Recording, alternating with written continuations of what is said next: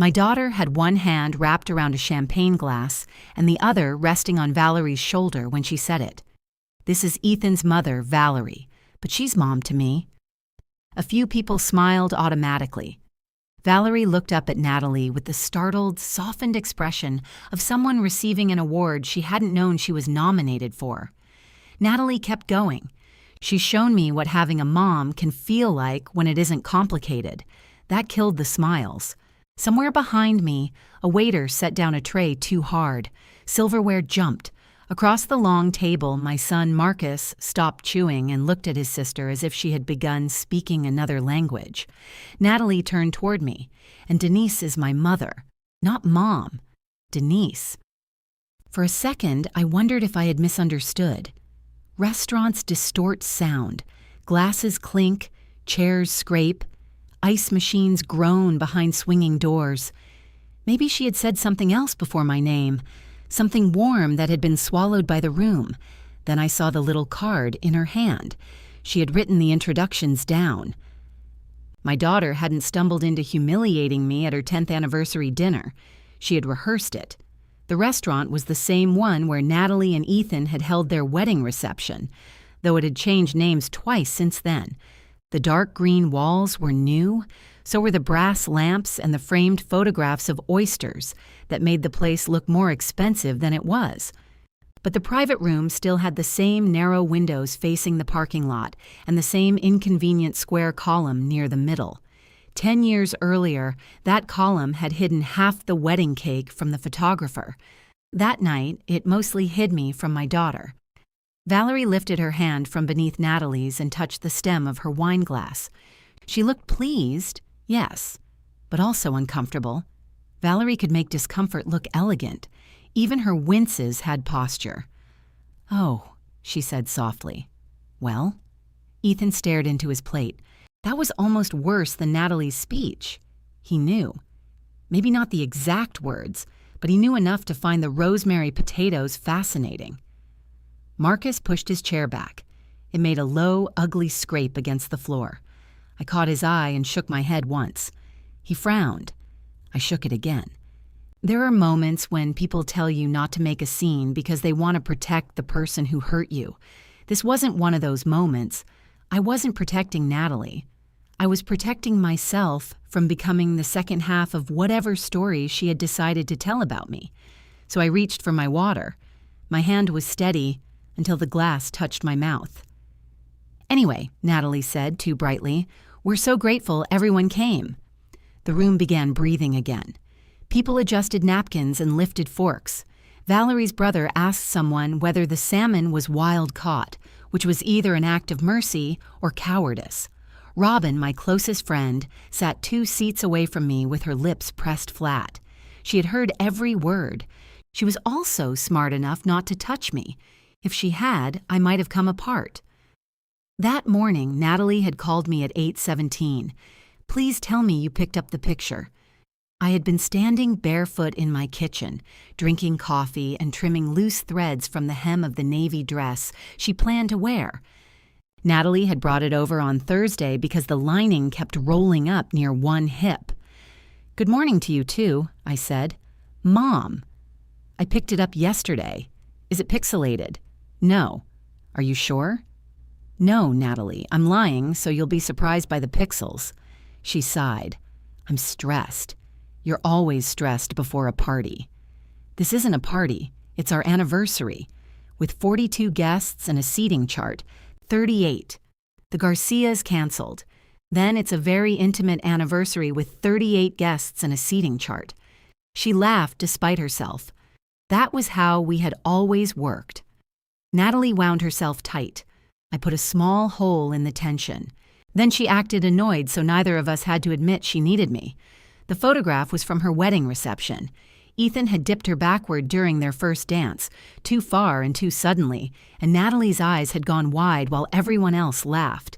It was not the photograph she'd chosen for the newspaper announcement or framed in her hallway. It was better. They looked young and ridiculous and completely sure the other person would catch them. I had found the original on an old flash drive after Natalie called me in a panic 3 weeks earlier. I want something that doesn't look staged, she'd said. Most of your wedding was staged, you know what I mean. I did. I usually did. I had the photograph enlarged, mounted, and wrapped in brown paper because Natalie said the frame would be waiting at the restaurant. I had also collected notes from relatives and old friends for an anniversary album. Some people emailed 3 pages. Some sent 2 sentences without punctuation. Ethan's uncle mailed his message on the back of a coupon for furnace cleaning. I typed them all, printed them on cream paper, and arranged them chronologically because Natalie wanted the album to tell the story of us. At 11 that morning, she came for the dress. She walked into my kitchen talking, one gold hoop earring already in and the other pinched between her fingers. Valerie's train is delayed, Ethan forgot to pick up the place cards, and the restaurant says the frame they have is black, not walnut. Tragedies come in 3s. I'm serious, so am I. Black frames are how civilizations end. She ignored that and held the dress against herself. Did you fix the lining? I pointed to the garment bag. Natalie unzipped it, checked the hem, then checked the side seam as if I might have repaired one problem by creating another. She was 42 years old with my dark hair and her father's ability to make inspection feel like conversation. You're a lifesaver, she said. The phrase should have warmed me. Instead, for reasons I couldn't explain then, it landed like a job description. She carried the dress into my downstairs bathroom to change. While she was in there, her phone rang on the counter. The screen lit up with Valerie Mom. I looked away quickly, though there was nobody there to catch me looking. Calling your mother-in-law Mom wasn't a crime. Plenty of people did it. I had called my own mother-in-law Miss June for 26 years because she claimed Mom made her feel old and June made her feel common. Families invented their own language. Still, when Natalie came back into the kitchen, I nodded toward the phone. Your other mother called. She went still for half a beat. Then she picked up the phone. Don't make it weird. I didn't. You said it in that voice. What voice?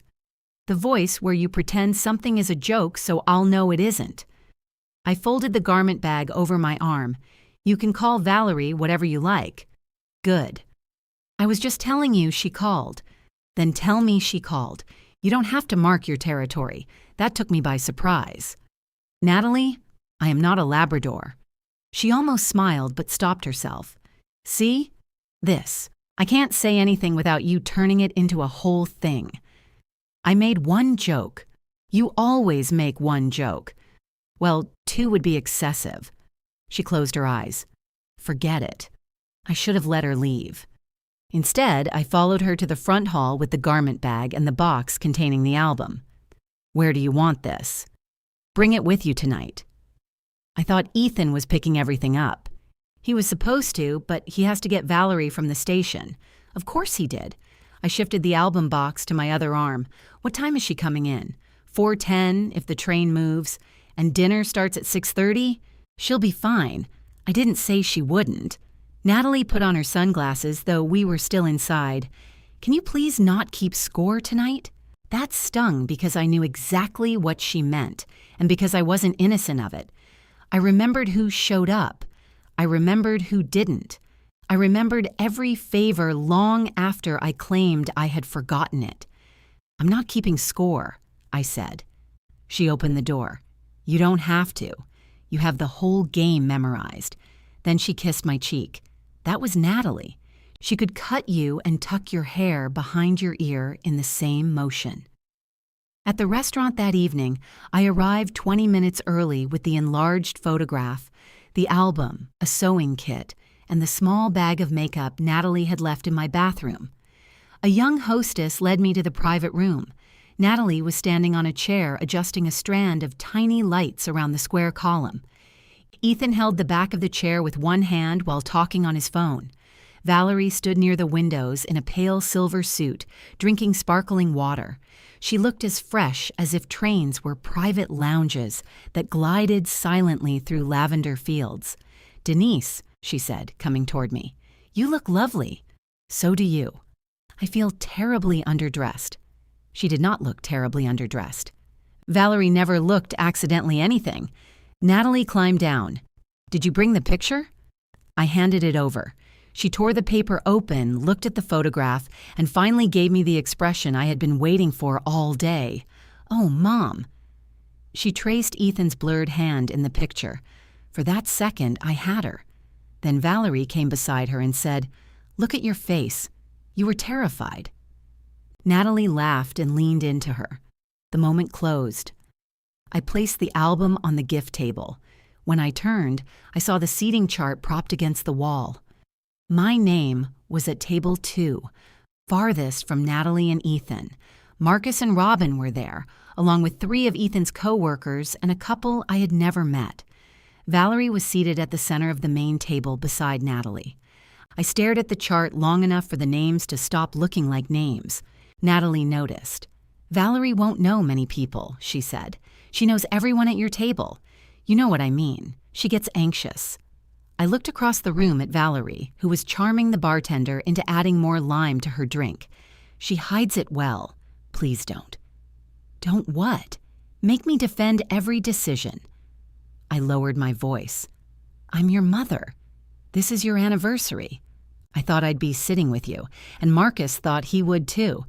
We couldn't fit everybody." There were 8 chairs at the main table, only 6 names on the chart. I could have pointed that out. Instead, I said, "All right." Natalie blinked, almost disappointed that I hadn't argued. Back at table 2, after her introductions, dinner continued in the strained, determined way dinners do, when everyone has witnessed something rude, but the bread is already buttered. Robin leaned toward me. "I can spill wine on her," she murmured. "It won't fix anything, but it will give me purpose." A laugh escaped before I could stop it. Natalie glanced over. I covered my mouth with my napkin. "Red or white?" I whispered. "Red. I'm not an amateur." For a few minutes, I managed to eat. The chicken was dry, the asparagus was good, and one of Ethan's co-workers told a long story about an airport delay as if none of us had ever suffered before. Then Natalie and Ethan moved to the gift table. "I have something for you," Natalie told him. She picked up the album I had made. Ethan looked genuinely touched as she turned the pages. Guests called out when their messages appeared. Natalie thanked them by name. She didn't mention me. On the final page, beneath the enlarged wedding photograph, I had placed one line in small black letters. 10 years of being caught. Natalie read it aloud. The room sighed. "That's perfect," Valerie said. Natalie smiled at her. "I knew you'd love it." Something inside me became very quiet. I waited until coffee was served. Then I put on my coat, hugged Marcus before he could ask a question, and told Robin I was tired. Near the door, Natalie caught me by the elbow. "You're leaving before dessert?" "Yes." Her eyes sharpened. "People are going to think you're upset." I looked at her hand on my arm until she let go. "Then tell them I'm tired," I said. She gave a tiny, impatient shake of her head. "Can you do that? Just for tonight?" "Do what?" "Not make everything about you." For once, I had no joke ready. I walked out through the main dining room, past strangers eating ordinary dinners, and crossed the parking lot alone. Behind me, through the narrow windows, the anniversary lights glowed around that square column. At home, I hung my coat, took off my shoes, and sat in the dark kitchen. At 11:46, my phone lit up. Natalie had sent one sentence. "Thank you for being mature." I read it 3 times. "Thank you for being mature." Not, "Are you okay?" Not, "I'm sorry you left." Not even, "Did you get home safely?" Mature. The word was a leash disguised as a compliment. As long as I remained calm, Natalie could treat my calmness as agreement. If I objected, I would prove why she preferred the uncomplicated mother. I typed 6 different replies. "You embarrassed yourself more than you embarrassed me." Delete. "Tell Valerie to make your Sunday dinner." Delete. "I'm glad my performance met your approval." I nearly sent that one. Instead, I placed the phone face down and turned on the light above the stove. My kitchen appeared around me. Natalie's coffee mug beside the sink, the wooden bowl Marcus had made in a high school shop class, an envelope full of anniversary photographs I had decided against using. Everything seemed to belong to someone who had been living my life until an hour earlier. I opened the refrigerator. 2 bowls of potato salad sat on the bottom shelf. Ethan liked mine with dill, and Natalie liked it without, so I always divided the batch before adding anything. Beside them was a pork shoulder I had planned to cook for Sunday supper. I closed the door. For years I had complained that my family treated Sunday supper as though it happened naturally. They arrived and found ice in their glasses, meat in the oven, and clean towels in the bathroom. If I asked anyone to bring something, Marcus brought too much and Natalie brought something decorative. Once I asked her for bread. She arrived with a eucalyptus wreath. It was on sale, she said. Can we eat it? You said you needed something for the table. I needed bread for the table. That isn't what you texted. I found the message later. It said, "Can you bring bread?" That had become one of our family stories, told often enough that Natalie no longer looked bad in it. She had become whimsical. I had become impossible to please. At 12:30, I got up from the kitchen table and carried the 2 bowls of potato salad to the trash. I stood there holding them. Then I put them back in the refrigerator because wasting perfectly good food would not heal me. My bedroom smelled faintly of the perfume I had sprayed before the dinner. I changed into an old t-shirt, washed my face, and climbed into bed. Sleep did not come. The evening replayed in badly edited pieces. Natalie's hand on Valerie's shoulder, Ethan studying his potatoes, the little card, the empty chairs at the main table. At 3 a.m, I remembered Natalie at 7 years old with a fever, sleeping against my chest while I sat upright because she cried whenever I put her down. At 3:15, I remembered her at 27, calling from a gas station after her father refused to come to her engagement dinner. She had said, "Why am I never enough for him?" "You are," I told her. "He isn't enough for you." At 3:30, I heard her saying, "And Denise is my mother. Memory is cruel when it has all night." I woke after 9 with the bedside lamp still on and Natalie's message still unanswered. The anger had changed while I slept. It was no longer hot enough to make me reckless. It had settled somewhere lower, heavy and specific. I took my coffee into the kitchen, sat beneath the clock, and wrote my response. "You are free to decide who feels like a mother to you. You made that decision public last night, and you made it clear that I'm not the person you want in that role. I'm going to respect what you said. I won't be hosting Sunday supper tomorrow, and I'm stepping back from the errands, repairs, emergency calls, and other things I've been doing as your mother. I love you, but I will not do the work privately while you diminish me publicly." I read it twice. The last sentence sounded like something a woman on television would say just before closing a door. In real life, the woman would close the door and immediately wonder whether she had left her phone outside. I sent it anyway. The little delivered appeared beneath it. I waited. Nothing happened. I poured more coffee. I folded a dish towel. I wiped a spot from the counter that might have been part of the granite. My phone rang 11 minutes later. Natalie. I let it ring. Then I answered because I had apparently developed boundaries that applied only after the 4th ring. "What does that mean?" she asked. "No hello, no good morning. It means what it says. You're canceling tomorrow?" "Yes, because of one sentence." It was more than one sentence. No, it literally wasn't. It was the seating chart. It was the album. It was weeks of letting me do the work for an evening where you introduced Valerie as your mother and me as some woman named Denise. I introduced you as my mother. You introduced me as your biological fact. She made an exasperated sound. "This is what I was talking about." "What were you talking about?" "How everything with you has a price. Every favor comes with an expectation. The expectation that my daughter won't humiliate me in public is not a hidden fee. I didn't humiliate you." The whole room stopped breathing. "That was because you made it awkward." I stood up so quickly my chair tipped backward. I didn't say a word. "You have a face, Mom." For one wild second, I almost laughed. Apparently, I had weaponized my face. What should I have done with it? You could have smiled. You could have been happy that Valerie and I are close. I am not discussing my face with you. Fine. Let's discuss the text where you threatened to withdraw your love because I said something you didn't like. I'm not withdrawing my love. You're canceling our family dinner. I am withdrawing my labor. Oh my God. Yes, Natalie. That sound you're making is why I need to do it. She went quiet. I set the chair upright and sat down again. My heart was pounding hard enough to make my voice feel detached from me. When Natalie spoke, her tone had changed, softer, but not kinder. I knew you'd punish me. I'm not punishing you. What do you call this? A consequence. That's just a punishment with better branding. It was exactly the kind of line I might have used. For a moment, I heard myself in her so clearly that it hurt more than anything she had said the night before. She continued, "You want me to apologize for loving Valerie.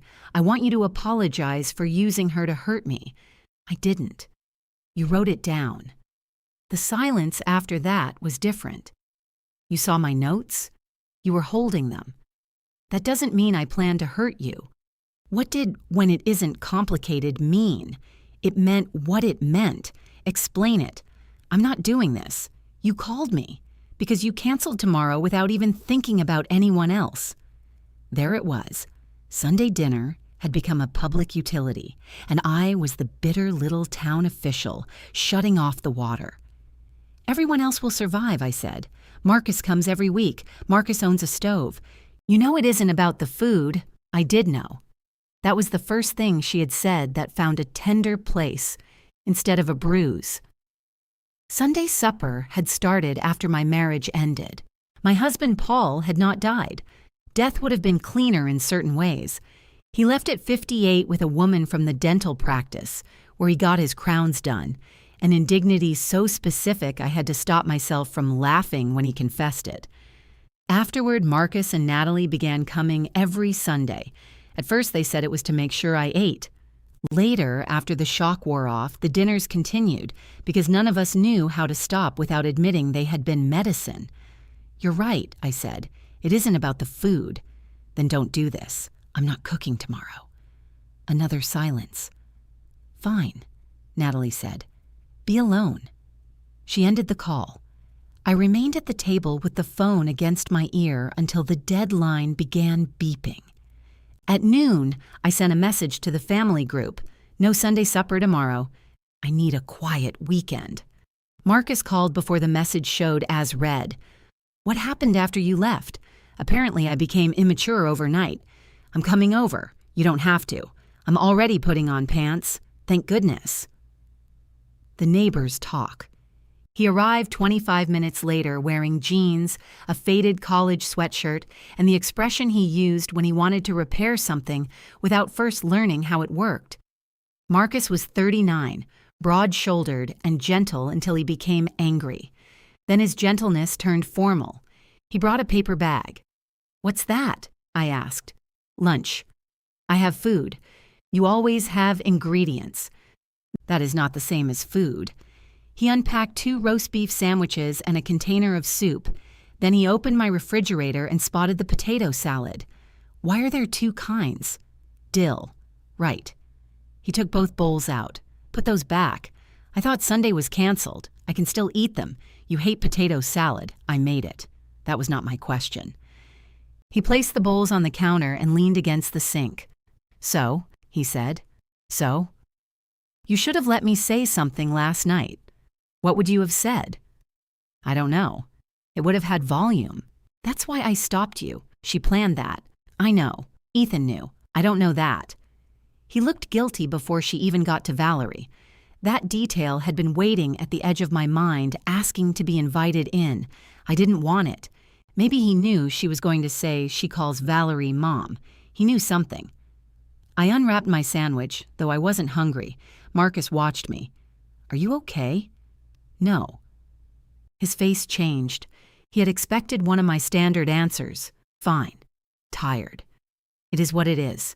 People love those answers because they let everyone leave. He pulled out the chair across from me. "I'm sorry," he said. That nearly undid me. I looked down at the wax paper beneath my sandwich. "I don't want to make you choose sides. You're my mother. I'm also Natalie's mother, according to the introduction, Marcus. Sorry, he wasn't. We ate for a while without talking. The soup was too salty. The roast beef was good. Outside, someone dragged a trash bin down the sidewalk and the wheels knocked over every seam in the concrete. Finally, Marcus said, "You're not canceling forever, right?" "I don't know." He rubbed his thumb against a scratch in the table. "It's the only time I see everybody. You can invite everybody to your place. My place seats 4 if 2 people breathe shallowly, then go to Natalie's." He looked at me. "What?" I asked. "You know she doesn't cook. She has access to fire. That's not the same as knowing what to do with it." I smiled despite myself. He didn't. "Mom, what she did was awful. I'm not defending it. But if you shut everything down, she'll say this proves her point." "What point?" "That loving you means managing you." The sandwich turned dry in my mouth. "Is that what you think?" "No." He answered too fast. I waited. He looked toward the refrigerator. "I think sometimes you do things nobody asked you to do, and then you get hurt when they don't understand what it cost." The sentence sat between us. I folded the wax paper over the rest of my sandwich. "That doesn't make last night acceptable," he added. "No.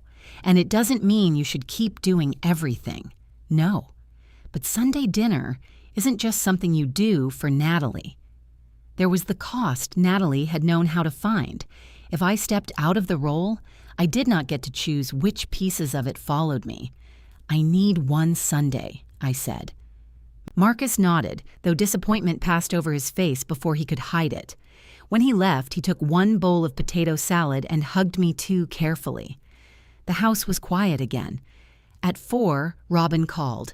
At 5, Valerie sent a brief message saying the album was beautiful and asking where I'd had the photograph enlarged.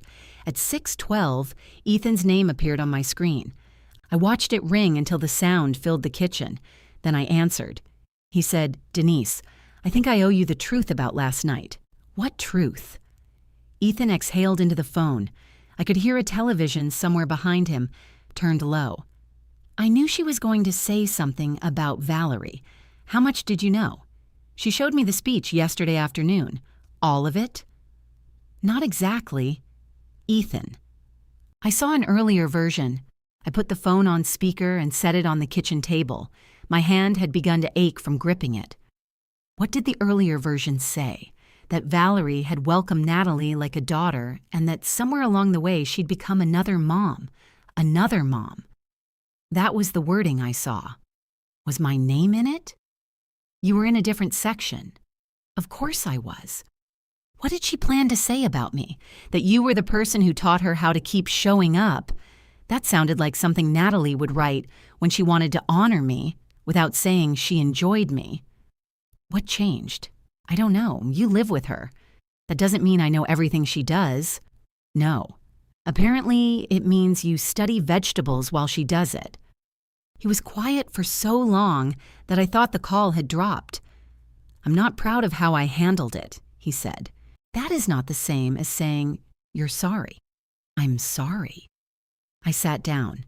He continued carefully. "When she showed me the first draft, I told her the Valerie part might hurt you. And she said you needed to understand their relationship wasn't about you." "What did you say?" I said an anniversary toast probably wasn't the place to make that point. Not "don't hurt your mother." Not, "That's cruel." A disagreement about venue. "Did you see the little card before dinner?" "Yes." "Did you ask whether she changed the speech?" "No. Why not?" The television went silent. He must have muted it. We were fighting about 6 other things. The train was late. The restaurant had the wrong table arrangement, and Natalie thought I wasn't taking the evening seriously enough. I didn't want to start something else right before people arrived, so you let her start it with me. That's fair. "No, Ethan. Fair would have been you speaking before she finished." "I know." He sounded tired rather than ashamed. It irritated me that exhaustion could make him seem sympathetic. Ethan had always had that advantage. He was an easy person to forgive because he rarely defended himself loudly. Natalie supplied enough noise for both of them. "Is she there?" I asked. She went out. Where? I didn't ask. That meant they had fought. I pictured Natalie driving too fast with the radio off, waiting for him to call and prove he cared where she was. Paul used to do the same thing, except he turned the radio up. Why are you telling me this now?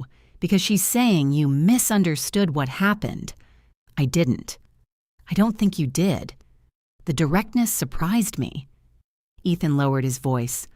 But I also think this has been building for a long time. What has? The way she feels around you. I almost ended the call. The only thing that stopped me was that I wanted to know what my daughter said when I wasn't there to correct her. Go ahead. She feels like she can't need you without owing you. That's convenient. I'm telling you what she says. She calls me when she needs something. I know. She called me 3 weeks ago to find that photograph. She asked me to assemble the album. She left her dress at my house. If she doesn't want to owe me, she could try not handing me errands. I've said that. That stopped me. You have? Yes. What did she say? That you get hurt if she doesn't ask. It was not entirely false. The worst accusations are the ones that bring their own small piece of evidence. 2 months earlier, Natalie had hired someone to cater a dinner for Ethan's birthday and mentioned it to me only afterward. I had said I would have cooked. She said she wanted me to enjoy myself. I asked if my cooking had prevented that before. The conversation went downhill until she apologized for hiring a professional with her own money for her own husband's birthday. At the time, I thought I was defending my place. From a little distance, it looked more like I had objected to being released from duty. That still doesn't explain last night, I said. No. She could have told me how she felt. You tend to argue with how she feels. I argue with how she describes me. Those might feel like the same thing to her. I stared toward the window. My reflection floated in the dark glass, pale and incomplete. You seem to have a lot of insight tonight. I have a lot of experience with Natalie saying one thing when she means 3, and you have a lot of experience letting other people deal with it. He took that without protest. Finally, he said, I'm not calling to tell you she was right. Then what do you want? I want tomorrow not to become something none of us can undo. It's one dinner. You know it isn't. Everyone kept saying that, as though I were the only person required to honor what Sunday meant. If Natalie wants a family dinner, I said, she can host one. I suggested that. Despite myself, I smiled. How did that go? She said she wasn't rewarding emotional blackmail, of course. She also said her oven smells like gas, only because she has never cleaned it. I'm not getting involved in the oven. You got involved in the speech. Another silence. I deserve that, he said. Yes, can I tell her I talked to you? You're a grown man. That isn't an answer. Use your judgment. It deserves the exercise. When we hung up, I took Valerie's message off the screen and looked at it again. The album was beautiful. Where did you have the photograph enlarged? No mention of the toast. Maybe she was pretending nothing had happened, or maybe for her nothing had. She had received affection in a room full of people. Why would she question the packaging? I typed the shop's name and sent it. 3 dots appeared immediately. Thank you. I hope you got home safely. There it was. The sentence my daughter had not sent. I did. Thank you. The dots returned, disappeared, then returned again. It was a lovely evening. I waited, wondering if she would add except for the part where I helped your daughter gut you between the salad and the entree. She did not. I set the phone aside. Robin arrived the next morning at 10 with 2 coffees and a bag of pastries I had not requested. She walked past me into the house, inspected my clothes, and nodded. You're dressed. I usually am when answering the door. I was prepared for a robe. I don't own a dramatic robe. We should get you one. Something with feathers. She set everything on the kitchen table and opened the pastry bag. Robin was 63, 5 feet tall and incapable of entering a crisis without snacks. We had met in the waiting room of a tire shop 11 years earlier and disliked each other for nearly an hour before becoming friends. She handed me a cheese Danish. I'm not hungry. Neither am I. That has never stopped us. I sat down. She studied my face. How bad? I canceled dinner. Good. Marcus isn't happy. Marcus still asks you what temperature to wash towels. He does not. He asked me last month. That was because the tag came off. Denise, they're towels, not transplant organs. I tore a corner from the Danish. Robin took a sip of coffee. What did Natalie say? I told her. Not every word. I left out the part about my face because repeating it would make it real in a particularly stupid way.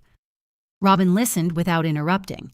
When I finished, she said, "You know she expected you to keep doing everything." Yes. She figured she could say the cruel thing because you're the permanent one. I know. And now she's shocked the furniture has feelings. I'm not furniture. You know what I mean? I'm beginning to hate that sentence. Robin leaned back. Are you going to forgive her? She hasn't apologized. That wasn't my question. I don't know. She nodded, accepting that.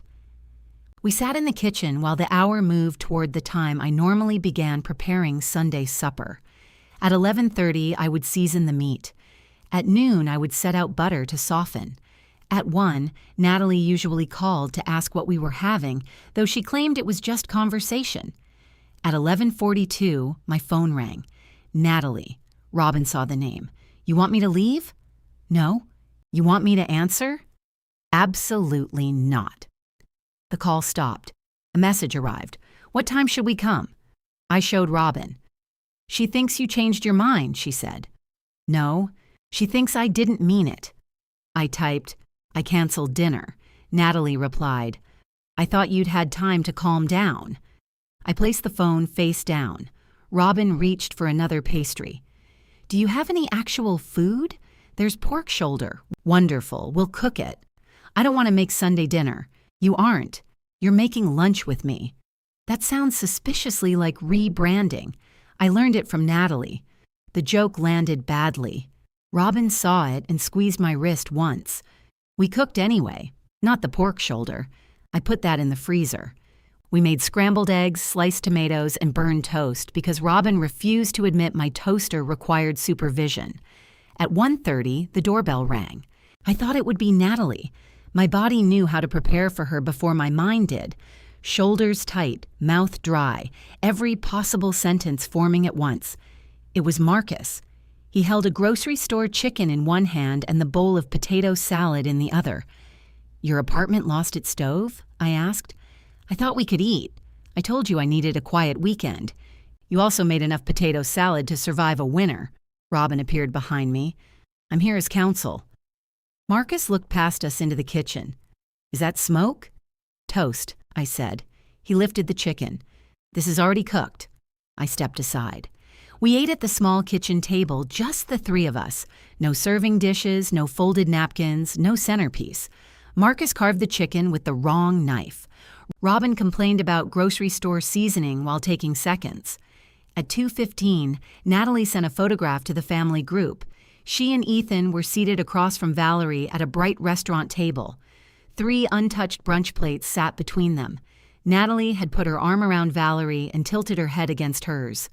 Found somewhere that was happy to feed us. Marcus read it and swore. Robin reached for my phone. May I? No. I could accidentally send a picture of the burned toast. No. I looked at Natalie's smiling face until the image blurred. Then I turned off the phone. At my own table, Marcus was separating chicken bones with his fingers. Robin was buttering the least burned piece of toast, and one empty chair sat between them. For the first time in years, Sunday dinner had happened without Natalie. For the first time in years, it had also happened without me making it happen. I couldn't decide which absence hurt more. When I turned my phone back on Monday morning, there were 5 messages waiting. 2 were from Marcus. 1 was Robin asking whether she had left her sunglasses beside the toaster. 3 were from Natalie. The first said, I hope you enjoyed making Marcus choose. The second was a photograph of the anniversary album open to the page with my message. I had written, May you keep choosing each other even on the days when love feels more like a decision than a feeling. Under the photograph, Natalie had typed, "Guess this only applies when you approve of the choices." The third message said, "Never mind. Never mind is not a request to end a conversation. It is bait with punctuation." I found Robin's sunglasses beneath a dish towel and told her so. I told Marcus I was fine. I didn't answer Natalie. Then I carried my coffee upstairs to the small bedroom I still called the guest room, even though nobody had stayed in it for almost 2 years. The closet was mostly mine, but the top shelf belonged to Natalie. Wedding proofs, old tax returns, a box of greeting cards she had once announced she was going to turn into a collage, 2 pairs of boots she had not worn since the Obama administration. A plastic storage bin sat beneath the window.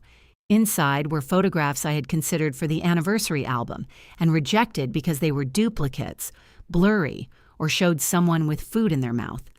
There was Ethan asleep in a deck chair, Natalie dancing in my kitchen with a wooden spoon, both of them laughing beside a Christmas tree that leaned distinctly left. I had been their unofficial archivist for years. At some point, keeping the photographs had stopped being about storage and become a kind of faith. If I preserved enough ordinary evidence, maybe the family itself would remain intact. I put the loose photographs into envelopes and added them to the bin. Then I texted Natalie, "I have some of your photographs and other belongings here. Let me know when you want to pick them up." Her answer came immediately. "Are you dying?" "No." "Then why are you giving me my baby pictures? They weren't baby pictures. Most were from her adult life, and I knew correcting that would drag us into the weeds. I'm clearing the guest room. For who? No one. So, you're just erasing me." I looked around the room. Her old green sweater still hung behind the door. A framed photograph of her and Marcus sat on the dresser. Erasing Natalie would have required emptying half the house and removing several parts of my personality. "I'm not erasing you. I'm asking you to take responsibility for your things." She sent a thumbs up. Natalie used the thumbs up the way medieval rulers used catapults. By Wednesday night, the bin was still upstairs. At 10:48, my phone rang while I was brushing my teeth. Natalie's name appeared on the screen, and my body answered before my mind had a vote. "Hello? I can't do this anymore." Her voice was wet and breathless. I gripped the sink. "Do what?" "He just leaves. Every time I say anything real, he gets in the car and leaves." "Ethan? Who else?" "What happened?" I told him brunch was uncomfortable because he sat there like he was being held hostage, and he said maybe he was uncomfortable because I was using Valerie to make a point. I closed my eyes. "Where is he now?" "I don't know. Driving." "Did he say he was coming back?" "He said he needed air. That meant he was safe. It meant she was safe. No blood, no roadside breakdown, no emergency, except the emotional kind I had been trained to treat like weather sirens." Natalie sniffed. "He talked to you, didn't he?" "Yes, I knew it. He called me, and you poisoned him against me." "I did not." "Then why is he suddenly using your exact words?" "Maybe because the words fit." She made a wounded sound. The old machinery inside me started up.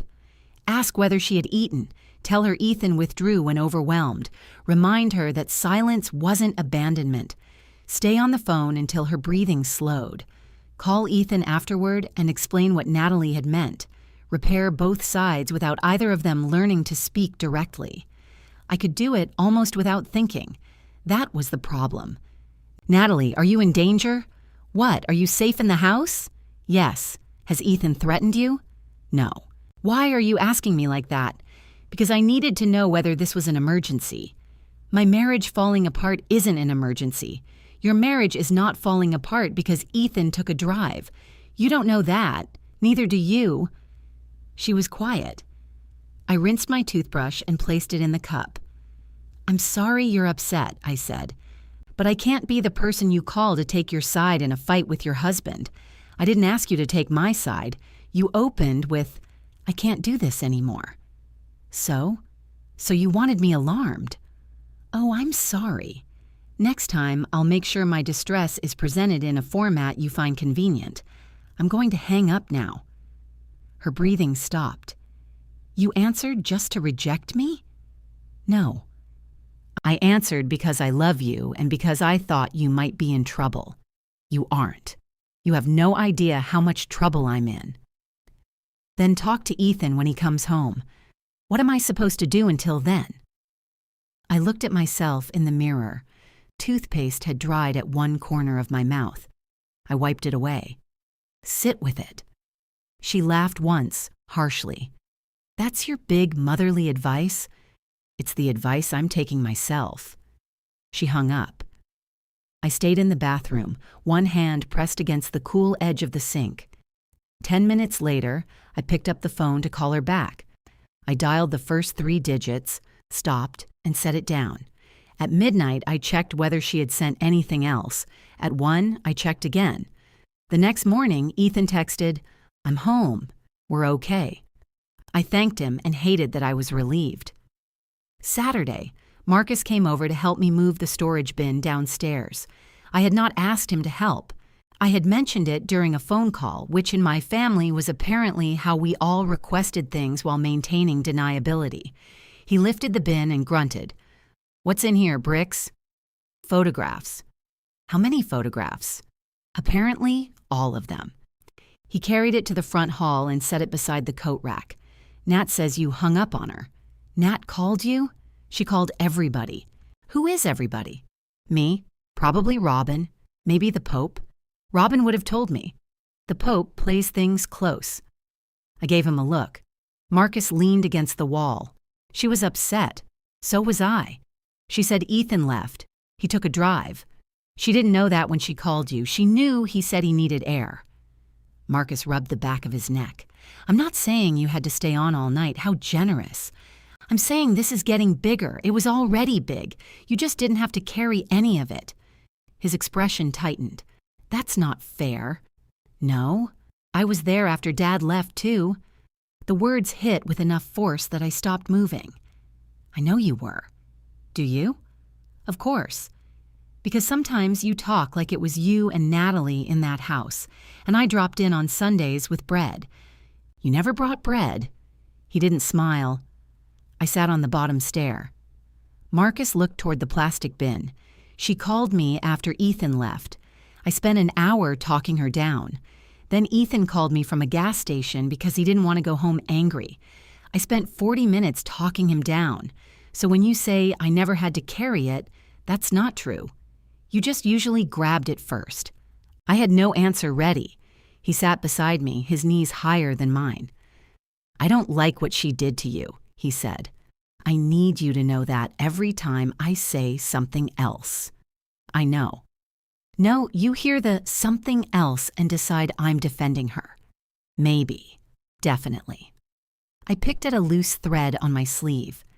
"Did she ask you to convince me to call her?" "She asked me to bring the photographs." "Of course she did. I told her to get them herself." I looked at him. He shrugged. "I'm supportive, not stupid." A laugh slipped out of me. He bumped my shoulder gently. "She's mad at me now, too. I told you not to choose sides." "I didn't. I told her she was cruel, and I told you you're stubborn. That's not choosing sides. That's being equally unpopular." He stood and offered me his hand. I took it. The bin remained in my front hall for another 4 days. Natalie did not come. She did, however, send messages that seemed designed to discover the exact shape of my boundary. "Do you remember the name of the paint color in our bedroom?" I did not answer. "Where did you buy that stain remover?" I sent the brand name and nothing else. "Do you have my black serving tray?" I said I would check. "Ethan likes your meatloaf. Can you send the recipe?" I sent a photograph of the recipe card. She replied, "This doesn't say how long to cook it." I stared at the handwriting. It said 375 degrees, 1 hour in the lower corner. I began typing that explanation, then stopped. Read the bottom I sent. 10 minutes later, found it. "Thanks." There was no explosion. Nobody starved. The meatloaf either cooked or it did not. On Friday afternoon, Natalie finally texted that Ethan would collect the bin after work. At 6:30, the doorbell rang. I opened the door, expecting him. Valerie stood on the porch in a camel-colored coat, holding a bakery box tied with white string. For once, she did not look polished. Her hair had flattened on one side, and lipstick had collected in the fine lines above her mouth. "I hope you don't mind," she said. "Ethan mentioned he was coming here, and I asked him if I could come instead." I looked at the box. "What is that?" "Lemon cake." "I don't like lemon cake." Her shoulders dropped. "Of course you don't." Something about the defeat in her voice softened me against my will. "You're already here," I said. "Come in." She stepped past the bin without looking at it. In the kitchen, Valerie removed her coat and folded it carefully over the back of a chair. I put on coffee. Neither of us mentioned the anniversary, Natalie, or the fact that she had arrived to collect my daughter's life in a plastic container. When I set the cups down, Valerie touched the white string on the bakery box.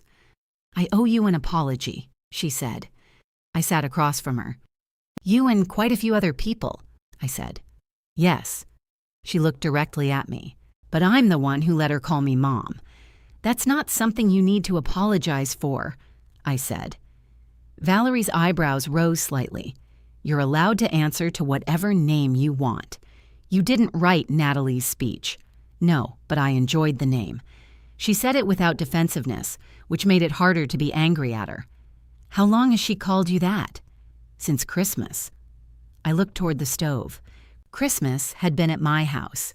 Valerie had come for dessert wearing a red velvet jacket and carrying wine that cost more than the ham. She asked me after dinner. Valerie continued, "You were in the kitchen." "I was always in the kitchen. I told her I didn't want to step on your toes. And what did she say? That you knew and didn't mind." A small laugh came out of me. Valerie winced. "I see. I heard it once. Nobody asked whether I minded. You said something." I made a joke. Natalie said I was marking my territory. Valerie wrapped both hands around her coffee cup. Her fingernails were the color of pale shells.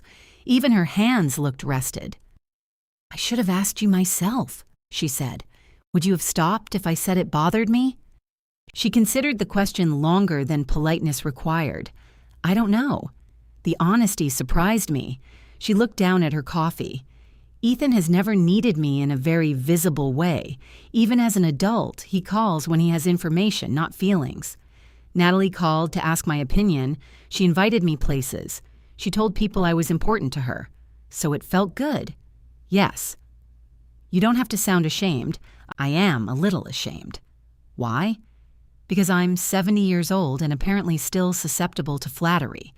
You look younger." She glanced up. "That was flattery," I said. I recognized it. The corner of her mouth moved. I opened the bakery box. The lemon cake had white icing and tiny curls of candied peel arranged in a circle.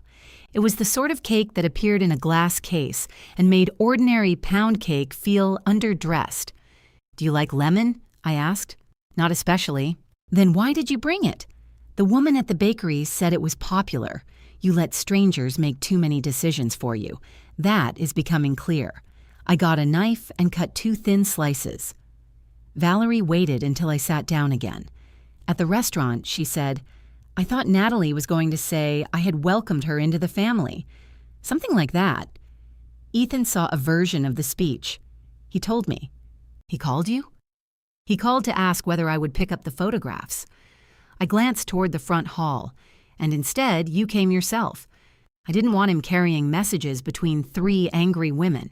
He's not built for it. He could develop. At his age, I've stopped expecting sudden structural improvements. That made me laugh, and I resented her a little for it. She took a bite of cake. "This is very lemon. You were warned. I thought the icing might help. The icing is also lemon." Vindictive.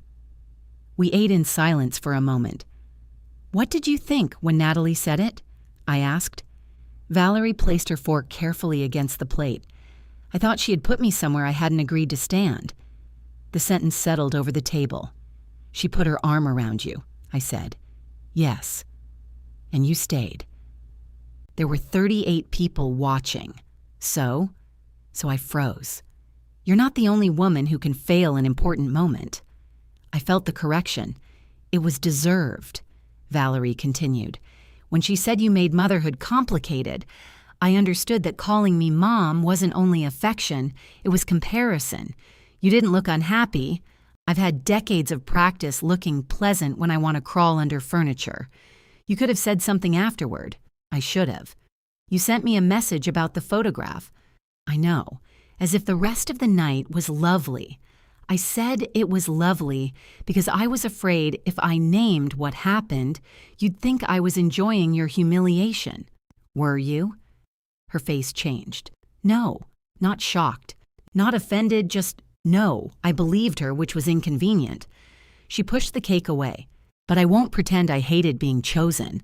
That's the ugly part. I liked that Natalie came to me for things. I liked having a daughter without doing the difficult years. She isn't always easy now. No, Valerie said. She certainly is not. I leaned back.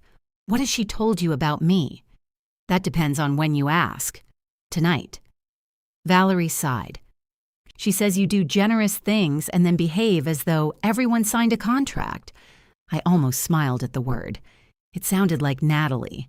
She says you turn advice into supervision, that when she tells you she's hurt, you explain why she shouldn't be.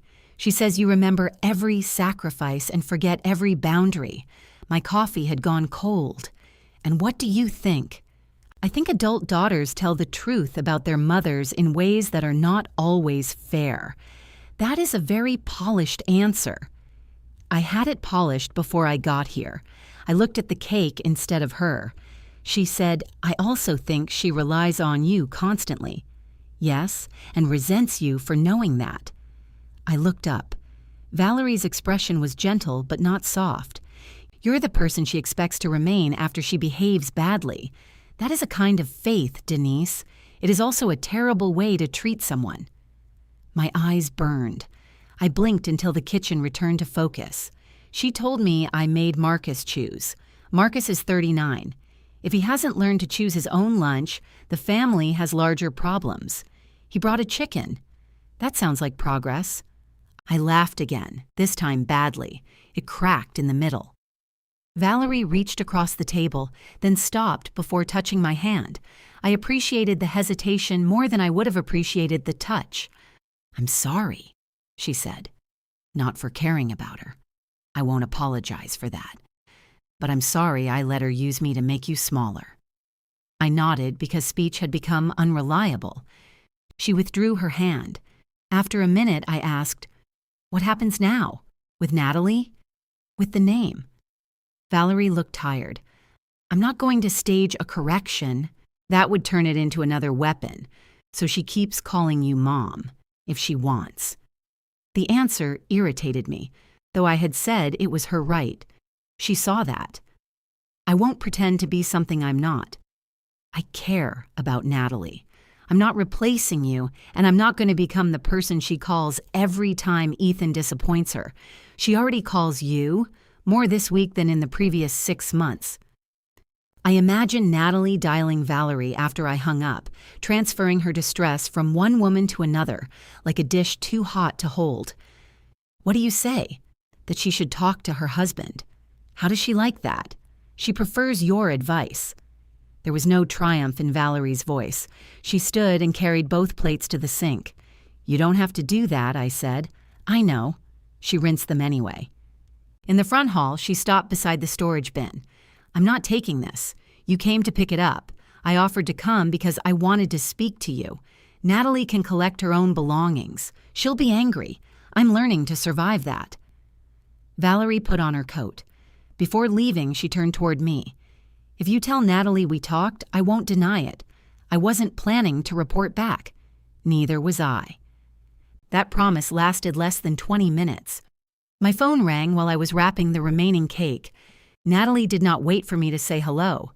Why was Valerie at your house? I looked at the cake, then at the second coffee cup still beside the sink. She wanted to talk. About me. Some of it. What did you say? That's between Valerie and me. There was a sharp pause. You don't have a relationship with Valerie. I spoke to her for an hour. That qualifies as something. So now the two of you are discussing me behind my back. You called Marcus to discuss me behind my back. That's different. Because he's related to us? Because he knows you. So does Valerie, apparently. That's cute. No, Natalie. It's exhausting. She lowered her voice. Did you turn her against me? I almost said yes just to hear what she would do with it. Instead, I said, Valerie is capable of her own thoughts. She came to brunch with us. And she was fine. Maybe she was. What does that mean? It means I'm not going to interpret Valerie for you. You never had a problem interpreting everyone before. That landed. I sat at the table. You're right. She had expected resistance. My agreement left her with nowhere to push. Did she take the photographs? She asked. No. Why not? She said you could collect them. Unbelievable. They belong to you. I'm busy. So am I. With what? The question was so immediate and sincere that it hurt more than if she had meant it cruelly. My life, I said. She came the next afternoon. I opened the door and she stepped inside without removing her sunglasses. The plastic bin waited where it had been all week.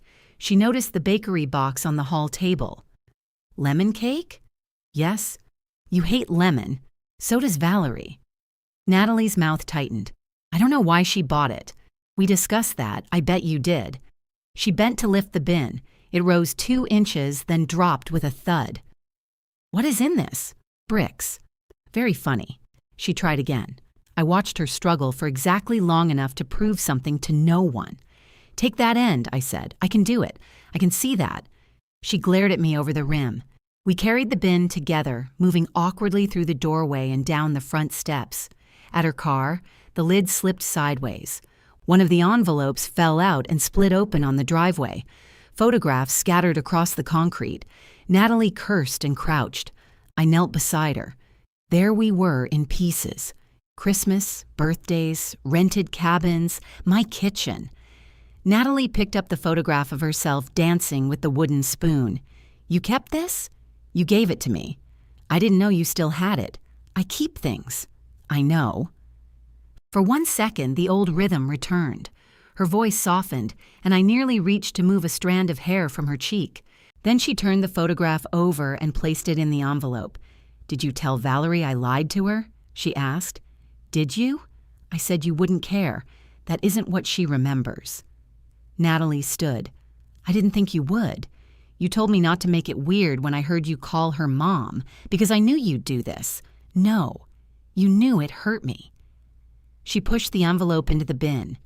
If you knew, I said, why did you put it in the speech? Her hand stopped. For a moment, I thought she might answer. Instead, she shoved the bin into her trunk and slammed it closed. You've gotten exactly what you wanted, she said. What do I want? To be the injured one. She climbed into her car and drove away. Afterward, I found one photograph face down near the curb. It was the picture of Natalie dancing in my kitchen. I carried it inside. I set the photograph on the kitchen counter, meaning to put it in an envelope later. It remained there for 9 days. Each time I passed, Natalie was 28 again, barefoot on my tile floor with a spoon held like a microphone. Her hair was flying across her face. The photograph had no sound, but I remembered the song and the way she had shouted the wrong lyrics. I also remembered telling her to be careful near the stove. Even in a happy memory, I was issuing instructions. The following Sunday, Marcus invited me to his apartment for dinner. His text said 6 o'clock and contained a warning. Do not bring food. I arrived at 5:50 with a bottle of wine. That's almost food, he said when he opened the door. It's a beverage. It has calories. So does toothpaste. You don't serve it with dinner. His apartment was on the 3rd floor of an old brick building with narrow stairs and radiators that hissed whenever anyone spoke too softly. He'd cleared his mail from the small dining table and set 4 places. I nodded at the extra plate. Who else is coming? Robin. You invited my friend? She invited herself. From the kitchen, Robin called. I was concerned about the wine selection. She appeared holding a wooden spoon. Apparently, everyone in my life was armed with one. What are you doing? I asked. Preventing him from putting dried oregano in the salad. It's seasoning, Marcus said. It's lawn debris. I took off my coat and inspected the stove. A pot of sauce bubbled too hard on the front burner. Water boiled on the back. Marcus had left a dish towel close enough to the flame to have ambitions. I moved it. "Sit down," he said. "I am moving a fire hazard. You've been here 40 seconds and already saved the building." He pointed the spoon toward the table. "Sit. I can help. I didn't ask you to." The words were ordinary. My reaction wasn't. Marcus saw it and lowered the spoon. "I mean, I've got it," he said. "I know what you meant." I sat. From the table, I watched him pour pasta into the pot without salting the water. I pressed my lips together. Robin sat across from me. "This must be agony. I don't know what you mean." "You have the face." "What face?" "The one Natalie complained about." I looked at her. Robin grinned. "Sorry, too soon. By several years." Marcus opened the oven and smoke rolled out. "What is in there?" I asked. "Garlic bread." What was in there? Also garlic bread. He carried a blackened loaf to the sink while Robin opened a window. I remained in my chair, though every cell in my body stood up. Dinner was overcooked pasta, decent sauce, salad without oregano, and bread scraped with a knife until the burned surface came off in flakes. It was not good. It was also dinner. Marcus raised his glass. To surviving without Mom's pork shoulder. Robin lifted hers. Barely. I touched my glass to theirs. The fourth-place setting remained empty. Nobody mentioned it. Halfway through the meal, I reached for the serving bowl and started collecting empty plates. Marcus put his hand on the bowl. "Leave them. I'm going to the kitchen." "You are sitting. Is this an intervention?" "It might be." Robin drank her wine and looked innocent. Marcus said, "You cooked for us every Sunday for years. Let somebody else do it badly. I never objected to someone else cooking." He and Robin exchanged a look. I didn't. "You corrected my knife," Marcus said. "You were using a bread knife to cut onions." They separated. "So would your fingers, eventually." He laughed, but he did not release the bowl. I let go. After dinner, he washed dishes while Robin dried. I was assigned the dangerous task of remaining seated. It should have felt luxurious. Instead, I felt useless and strangely exposed, as though they had taken away my clothes instead of my sponge. Marcus glanced over his shoulder. "You okay?" "Yes." "The plates are okay, too. I can see water spots from here." He turned the plate toward the light. "No, you can't. I know they're there." Robin held up a wet fork. "We're making memories." When I left, Marcus hugged me by the stairwell. "I thought maybe we could rotate," he said. "Dinner, I mean. Between you and Robin? And you, eventually. Natalie? I invited her tonight." I had wondered, but hadn't asked. What did she say? She and Ethan had plans. Did they? I didn't request documentation. I pulled on my gloves. Marcus leaned against the doorframe. "I'm not going to stop inviting her. I didn't ask you to." "I know. I'm telling you. That sounds suspiciously like something people say when they think I'm going to object. Are you?" "No." He waited. "Fine," I said. "Maybe a little." He smiled. "Good night, Mom." On the drive home, I passed 3 turns before realizing I did not want to go back to my quiet kitchen. I called Robin. "You just left me," she said. "I'm aware." "Did you forget to criticize the sauce?" "It needed salt." "I'll notify Marcus." "What are you doing Saturday?" "Why?" "I'm asking. That is not a plan.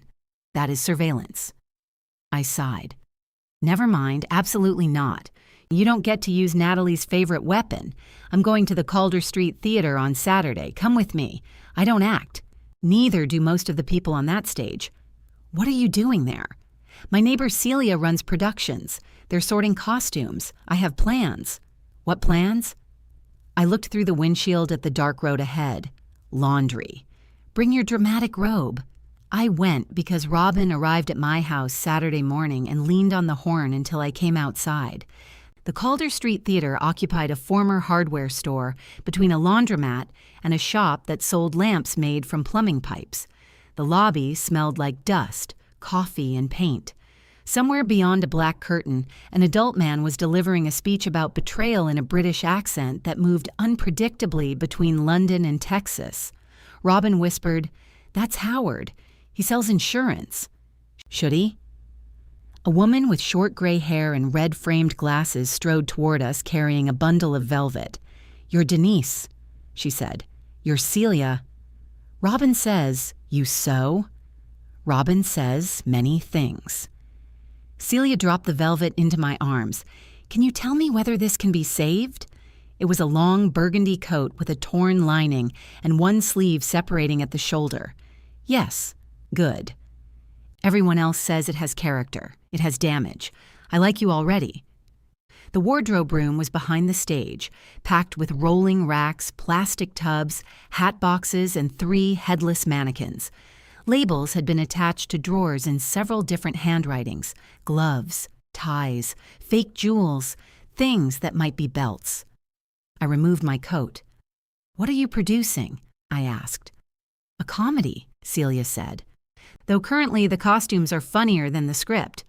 She showed me the sewing machine, introduced me to Howard and a woman named Lorna, who played his furious sister, then disappeared to solve an argument involving a sofa. Nobody asked who my children were. Nobody asked what I was cooking Sunday. I repaired the coat. Then I fixed a loose cuff, replaced 2 buttons, and stopped a zipper from catching on a strip of fabric. Each task had a beginning and an end. When I finished, Celia said thank you without behaving as though my help had placed her in debt for the rest of her life. At noon, my phone buzzed. "Natalie." I let it ring. 5 minutes later, she sent a message. "Do you still have the number for the woman who shortened my green dress?" I did. Her name was Alice, and she had retired to Arizona 4 years earlier. No, she retired. "Do you know anyone else?" I looked around the wardrobe room. 3 people within 10 feet of me could have hemmed a dress. Try Bright Stitch on Monroe. "Can you call and see if they can get me in?" I typed, "You can call them." The dots appeared, disappeared, then appeared again. Forget it. I put the phone in my bag. Celia came back carrying 2 paper cups of coffee. "Everything all right?" she asked. "Yes, that answer means no in every theater I've worked in. It's family." "Ah." She handed me a cup, the longest-running production. I stayed until 4. The next Saturday, I returned without Robin. On Thursday evening, between those Saturdays, Natalie rang my doorbell holding the Navy anniversary dress in a dry cleaning bag. I opened the door but did not step aside. "What happened?" I asked. "The seam is pulling." She unzipped the bag and showed me the side near the hip. 3 stitches had broken. "When?" "At the anniversary dinner. I noticed the next morning. That dress had hung in my kitchen while she asked me not to keep score. Bright Stitch can fix it. They need a week, then leave it with them for a week. I need it Tuesday." "For what?" "A dinner with Ethan's firm." I ran my fingers over the seam automatically, examining the fabric.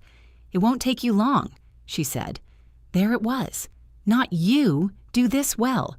Not "would you please help me." It won't take you long. I released the dress. "I'm busy." "With the theater?" She said it the way someone might say with your imaginary friend. "Yes." "So you'll sew for strangers, but not your daughter." "They aren't asking me to pretend nothing happened. I'm not asking that. I'm asking you to fix 3 stitches. It's never 3 stitches." She laughed without humor. "You really enjoy this, don't you?" "Enjoy what?" "Having a reason to say no." I looked at her face, so familiar that sometimes I forgot it belonged to someone separate from me. I'm learning I'm allowed to. Natalie zipped the garment bag hard enough to catch the fabric. I reached to stop her, then pulled my hand back. She noticed. Her eyes filled, but her voice stayed sharp. "You said your love wasn't conditional." "It isn't. This feels conditional. This is sewing. This is how you love people." The sentence went straight through me. Natalie saw that too. For 1 second, regret moved across her face, then pride covered it. "I guess Valerie was right," she said quietly. "About what?" "She said I needed to stop expecting things from you. I knew Valerie had probably meant it differently. Natalie knew it too. "That sounds like good advice," I said. She turned and walked down the steps. Natalie. She stopped beside her car but did not look back. I wanted to tell her to bring me the dress. I wanted to fix the seam, steam the fabric, and hang it where she could find it Tuesday morning.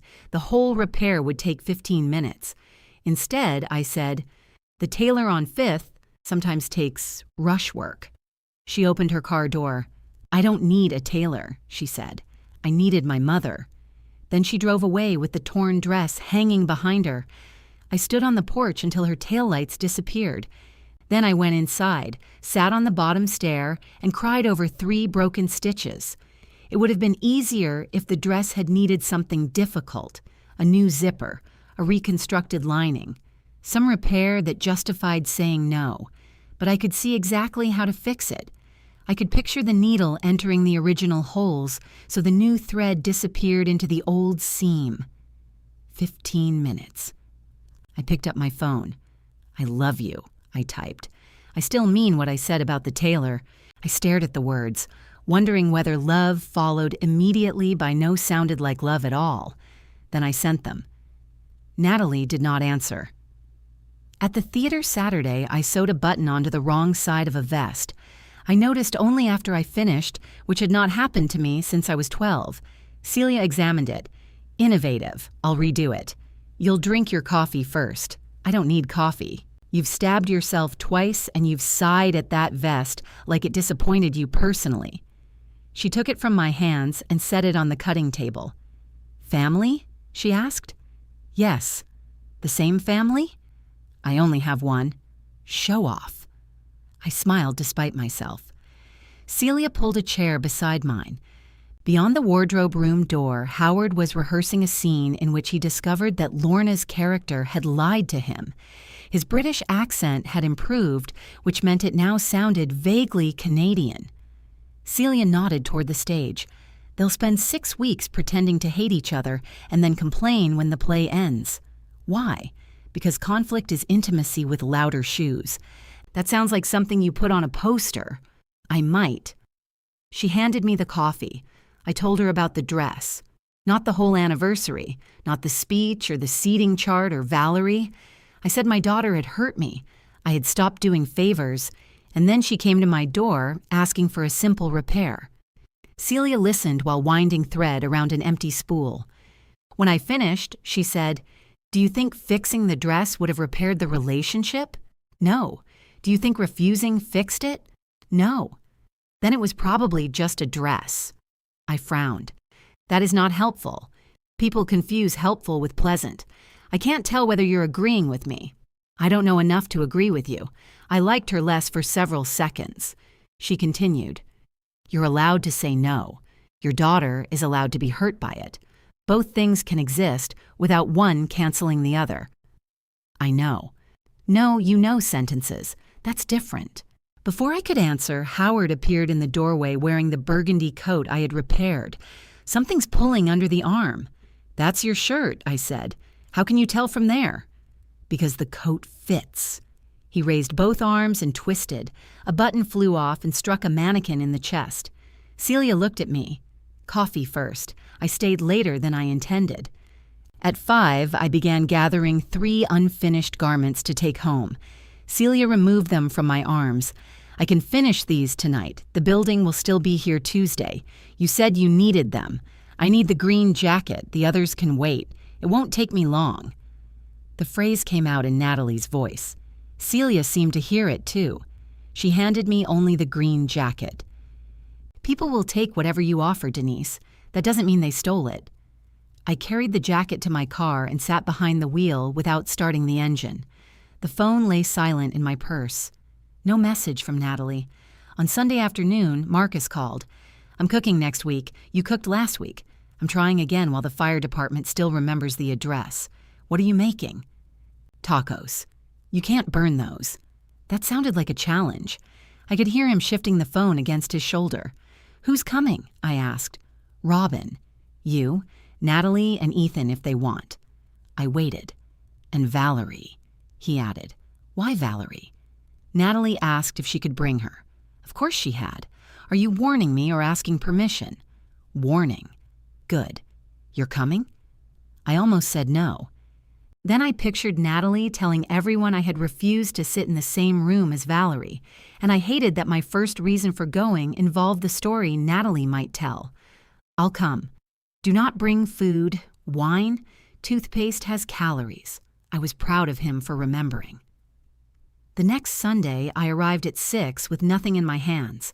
Marcus opened the door and inspected me. No bag? No. No emergency casserole hidden under your coat? I can leave. He kissed my cheek. Growth looks good on you. Robin was already at the table opening wine. The apartment smelled of cumin, onions, and something slightly burned. What happened? I asked. Nothing, Marcus said. Robin pointed toward the trash. Tortilla incident. We were setting out plates when the buzzer sounded.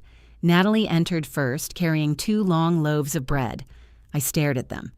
She lifted her chin. What? Nothing. You made the bread face. I have no idea what that is. It's the face you made when I brought the wreath. You brought bread to taco night. Marcus said not to bring anything. That explains it. Ethan came behind her with a bag of ice. He hugged me, and I felt his relief when I hugged him back. Valerie followed in a navy pantsuit with a container of guacamole from a restaurant. I was specifically told not to cook, she said. Can you cook? Marcus asked. No. Welcome. She greeted me with a brief touch at my elbow. Did you recover from the lemon cake? I asked. Physically. Natalie watched us. It was the smallest exchange. Hardly a conversation, but her expression sharpened as if she had caught us passing notes. Marcus's table could hold 4 comfortably, or 6, with legal representation. We squeezed around it on folding chairs and one desk chair that sank whenever Ethan shifted his weight. For 10 minutes, everyone behaved beautifully. Robin complimented the salsa. Valerie asked Marcus about his work. Ethan described a new restaurant near his office. Natalie passed me napkins without looking directly at me. Then Marcus announced that he planned to host 1 Sunday a month. Great, Natalie said. So this is the replacement. His serving spoon stopped above the rice. Replacement for what? Mom's dinners. No, it's dinner at my place. With Mom's guest list, I invited my family. Natalie glanced at Valerie, and mine. The word hung there. Valerie looked down at her plate.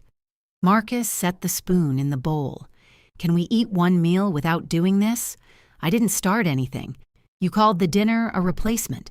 It is. For what? I asked. Something you said you didn't need? Natalie gave a small laugh. I never said I didn't need Sunday dinner. You said you didn't need me as a mother. That is not what I said. Everyone became interested in their food. I put down my fork. You introduced Valerie as mom and said she showed you what motherhood should feel like. I said, what having a mom can feel like when it isn't complicated. Thank you for the exact quote. You're welcome. Ethan closed his eyes. Valerie wiped her fingertips on her napkin. Natalie? What? This isn't the place. Natalie turned toward her. That's what Ethan said before the anniversary, apparently. Valerie's face remained calm. Then perhaps someone should occasionally listen to him. Ethan looked startled to be endorsed. Natalie sat back. I'm glad you two have been talking. We spoke once, I said. About me. Not exclusively. What else could you possibly have to talk about? Lemon cake, Valerie said. Robin coughed into her napkin to hide a laugh. Natalie looked between us. This is funny to you? No, I said. It doesn't seem like nothing. I didn't say it was nothing. Then say what it is. I felt the familiar pull to explain until she approved of the explanation. Instead, I picked up my fork. It's dinner. Natalie looked at Valerie. Do you see what she does? Valerie went very still. Do not ask me that. I'm asking whether you understand why I get frustrated. I understand that you're frustrated. That isn't what I asked. No, Valerie said. You asked me to take your side against your mother while sitting at your brother's table. Marcus quietly raised one finger. Thank you. Natalie's face flushed. I brought you because I thought you'd make this less awkward. I wasn't aware that was my assignment. Forget it." Valerie's voice sharpened. "You say that whenever someone does not give you the answer you wanted." The resemblance between that sentence and my own thoughts was so exact that Natalie looked at me as if I had somehow put it in Valerie's mouth. "Did she tell you to say that?" "No." "This is unbelievable." Ethan reached for her hand. She moved it into her lap. "I'm going to get some air," she said. She stood, hitting the table hard enough to slosh wine from Robin's glass. "Natalie," Ethan said, "I'm not leaving. I'm going to the hall." The door closed behind her. Nobody spoke. Finally, Marcus looked around the table. "Anyone want more replacement rice?" Valerie laughed first. It was a small, helpless sound, and then Robin joined her. Ethan covered his face. Even I laughed, though guilt followed immediately. I found Natalie in the stairwell, sitting 2 steps below the landing with her arms crossed over her knees. "I'm not here to make you go back in," I said. "Then why are you here?" "I wanted to see if you were all right." She looked up at me. "Still checking for emergencies?" "Yes." "Well, I'm not bleeding, so you can go." I sat on the landing. Through the apartment door, I could hear muffled voices and the scrape of chairs. Natalie looked toward the sound. "She likes you." "Valerie? Who else?" "I don't think she knows me well enough. She never corrected you." "About what?" "The lemon cake. The way you talk to her. She corrects me constantly now." "What does she correct?" "How often I call. What I should say to Ethan. Whether I'm being fair." So she became complicated. Natalie's mouth tightened. "You like her more now that she disappoints me," she said. "That's not true." "It is. You couldn't stand her when she made me happy."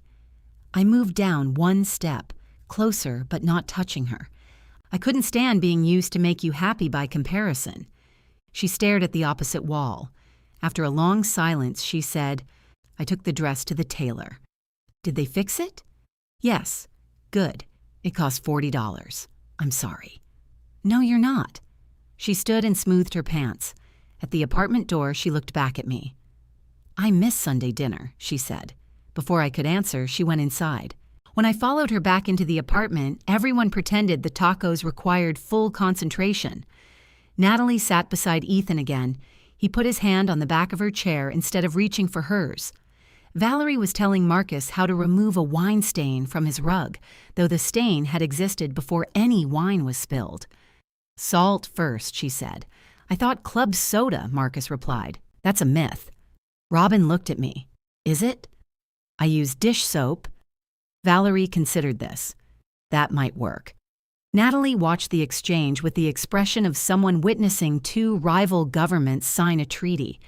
We finished dinner without another argument. Nobody relaxed exactly, but Marcus's second batch of tortillas held together, and Robin told a story about getting trapped in a fitting room while the store closed around her. Ethan laughed hard enough to sink the desk chair several inches. Even Natalie smiled. When it was time to leave, I put on my coat and resisted the urge to collect empty glasses. Natalie stood near the door holding one of her unnecessary loaves of bread. "You can leave that with Marcus," I said. "He doesn't want it." "I can hear you," Marcus called from the kitchen. "I never wanted it." She shoved the loaf at me. "Take it. I don't need bread. It's good bread. It's $9, Ethan said. We both looked at him. He raised his hands. "I'm staying out of it." "You just got into it," Natalie said. "I'm getting back out." I accepted the loaf. In the hallway, Natalie waited while I buttoned my coat. "You didn't answer me," she said. "About what?" "Sunday dinner. You said you missed it." That wasn't a question. "No." She shifted the bread she had kept to her other arm. "Do you miss it?" "Yes." "Then why are we doing this?" Because missing something did not make it safe to resume. Because I had spent years confusing being wanted with being loved. Because every Sunday I didn't cook felt like both punishment and relief. "I miss you," I said. "I don't miss feeling like your staff." Her face closed. "I never treated you like staff. Staff gets thanked." "That's unfair. Probably." She looked startled. I continued, I am angry, Natalie. Sometimes angry people are unfair. You've asked everyone else to make room for that when it's you. So I'm supposed to make room while you punish me? I'm asking you to leave room for the possibility that I mean what I say. She stared at me. Behind her, Valerie stepped into the hall, pulling on her gloves. Ethan and Marcus were arguing about leftovers in the kitchen. Natalie lowered her voice. If I apologize, will you bring dinner back? It was the first time she had used the word. Is that why you'd apologize? Her eyes hardened. See? Nothing is enough. She walked down the stairs. Valerie stopped beside me. Should I wait? For what? The accusation that we planned this. I think she's saving it for the car. Valerie sighed. She does have excellent stamina. At the building entrance, she turned toward the parking lot where Natalie and Ethan were already inside their car. I didn't mean to correct her in front of everyone, she said. You meant to correct her somewhere. Yes, that's allowed. Valerie glanced at me. You're enjoying this a little. The accusation should have offended me. Instead, I considered it. A little, I admitted. So am I, she said. That worries me. She walked toward her car before I could answer. The burgundy coat made it through all 6 performances without losing another button. Howard's accent survived less successfully, but audiences laughed in the right places, so Celia declared the production a triumph. On closing night, the cast brought food to the wardrobe room. Howard brought cheese cubes arranged around a bowl of mustard. Lorna brought 3 bottles of wine and no opener. Celia handed me a card, signed by everyone. Howard had written, "Thank you for keeping my arm attached." I read that line twice. Not because it was profound, because he had noticed. Celia leaned against the cutting table. We start the next production in 3 weeks. What is it? Murder mystery. I don't do blood. Neither do we. The budget allows red scarves. She nodded toward the card. You coming back? Yes. The answer came easily. Robin heard it and said, Good. Now we're going to Cape Harrow. What? She poured wine into a paper cup. We have postponed that trip 4 times. 3. 4. Once for weather, once because my knee hurt, and twice because Natalie needed something. The last time her furnace broke. She had Ethan. He was out of town. She had heat by Saturday morning. We could have left. You canceled once because your cat was constipated. Benson was in crisis. Benson was fat. Robin raised her cup. And now he's dead, so he can't stop us. I stared at her. What? She said. He would want me to live. You had him cremated in a cedar box. He's living on your mantle. Then he'll guard the house. We booked 2 nights at an inn overlooking the water. Before I could find a respectable reason to cancel, Robin paid her half and forwarded me the confirmation with a message that said, No family emergencies involving HEMS. I told Marcus first. Good, he said. That's all? What do you want, a parade? I thought you might need something. I need you to go on vacation without asking whether I need something. I told Natalie by answering a question she sent about the next Sunday. I won't be here. I'm going to Cape Harrow with Robin. Her response arrived after a few minutes. You never go anywhere. I looked at the sentence. Apparently I do now. Is this because of me? It was an extraordinary question, both self-centered and wounded. No, it's because Robin and I have wanted to go for years. You could have asked if we wanted to come. It's a trip for Robin and me. Fine. A minute later, another message appeared. Have fun. I chose to believe that one. Cape Harrow was 2.5 hours away if Robin drove and 3 hours if I did. Since we took my car, the trip lasted exactly 2 hours and 47 minutes, including 1 stop at a roadside market where Robin bought maple candy shaped like leaves. You don't like maple candy, I said. I like shape-based food. The inn was a blue wooden building with white porches and floorboards that sloped toward the ocean. Our room had 2 brass beds, 1 tiny bathroom, and a painting of a ship being destroyed by waves. Comforting, Robin said. She put her suitcase on the bed closest to the window. That one was mine. You stopped to examine the disaster painting. You lost. Outside, the air smelled like salt and cold stone. We walked along the harbor until our faces hurt, ate fried clams from paper trays, and watched a man argue with a seagull over a French fry. For almost 3 hours, I did not look at my phone. When I finally checked, there was a message from Natalie. "Can you talk when you have time? Not an emergency." The last 3 words made my chest tighten. Robin saw my face. "What?" "Natalie wants to talk." "Then call her. We're on a trip. We're sitting on a bench watching organized theft by birds. I told her this trip was for us, and if you want to call her, you're allowed." "I don't know if I want to." "That's also allowed." I put the phone away. We walked back to the inn in silence. At dinner, Robin ordered lobster and then became angry that the lobster required work. I ordered chowder. We shared blueberry pie. A couple near the window spent the entire meal looking at separate phones, which seemed less peaceful than silence and more honest than conversation. Natalie did not message again. In the room, Robin turned on the television and fell asleep during a documentary about bridges. I lay in the brass bed, listening to wind scrape a branch against the roof. At 11, I called Natalie. She answered on the first ring. "Hi," she said. No accusation. That made me nervous. "Is everything okay?" "Yes." "You said you wanted to talk. I did earlier. What happened?" "Ethan and I had dinner with Valerie. I waited." Natalie sighed. "She told me I'm calling too much." "How much is too much?" "Apparently once a day. Once a day can be a lot. I used to call you once a day." "I know. She said she cares about me, but she doesn't want to be in the middle of our marriage." "That sounds reasonable. I didn't put her in the middle."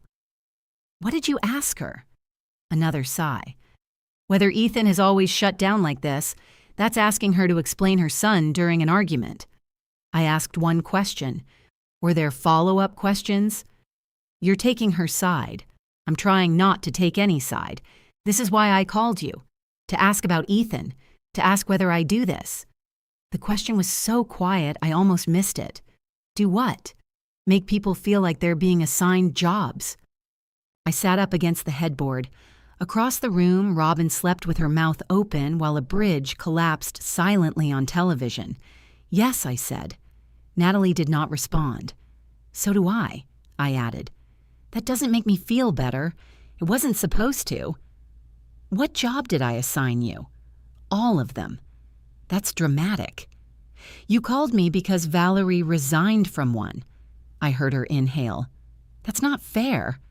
"No." "But you still think it." "Yes." The wind pushed against the window. Finally, Natalie said, "I thought she wanted me." "She does. You know what I mean. I think I do. With her, I didn't have to remember everything." I closed my eyes. Everything about what? How hard you worked. How alone you were. How much it cost you to show up. I could just have lunch with her. Her voice broke on the last word. There it was. Not the apology I wanted, but something underneath the cruelty. A truth she had sharpened into a weapon because she had not known how to hand it to me safely. "I'm sorry," I said. "For what?" "For making love feel like something you had to repay." Natalie began to cry. My old reflex rose so fast I nearly told her to stop. Nearly said she had nothing to feel guilty about, that I understood, that we could put everything behind us. Instead, I let her cry. After a while, she said, "Are you coming home tomorrow? Sunday afternoon? Will you call me?" "I can call Monday." "Why not tomorrow?" "Because I'm here with Robin." "Oh." The single syllable held disappointment but not rage. "Monday," I repeated. "All right."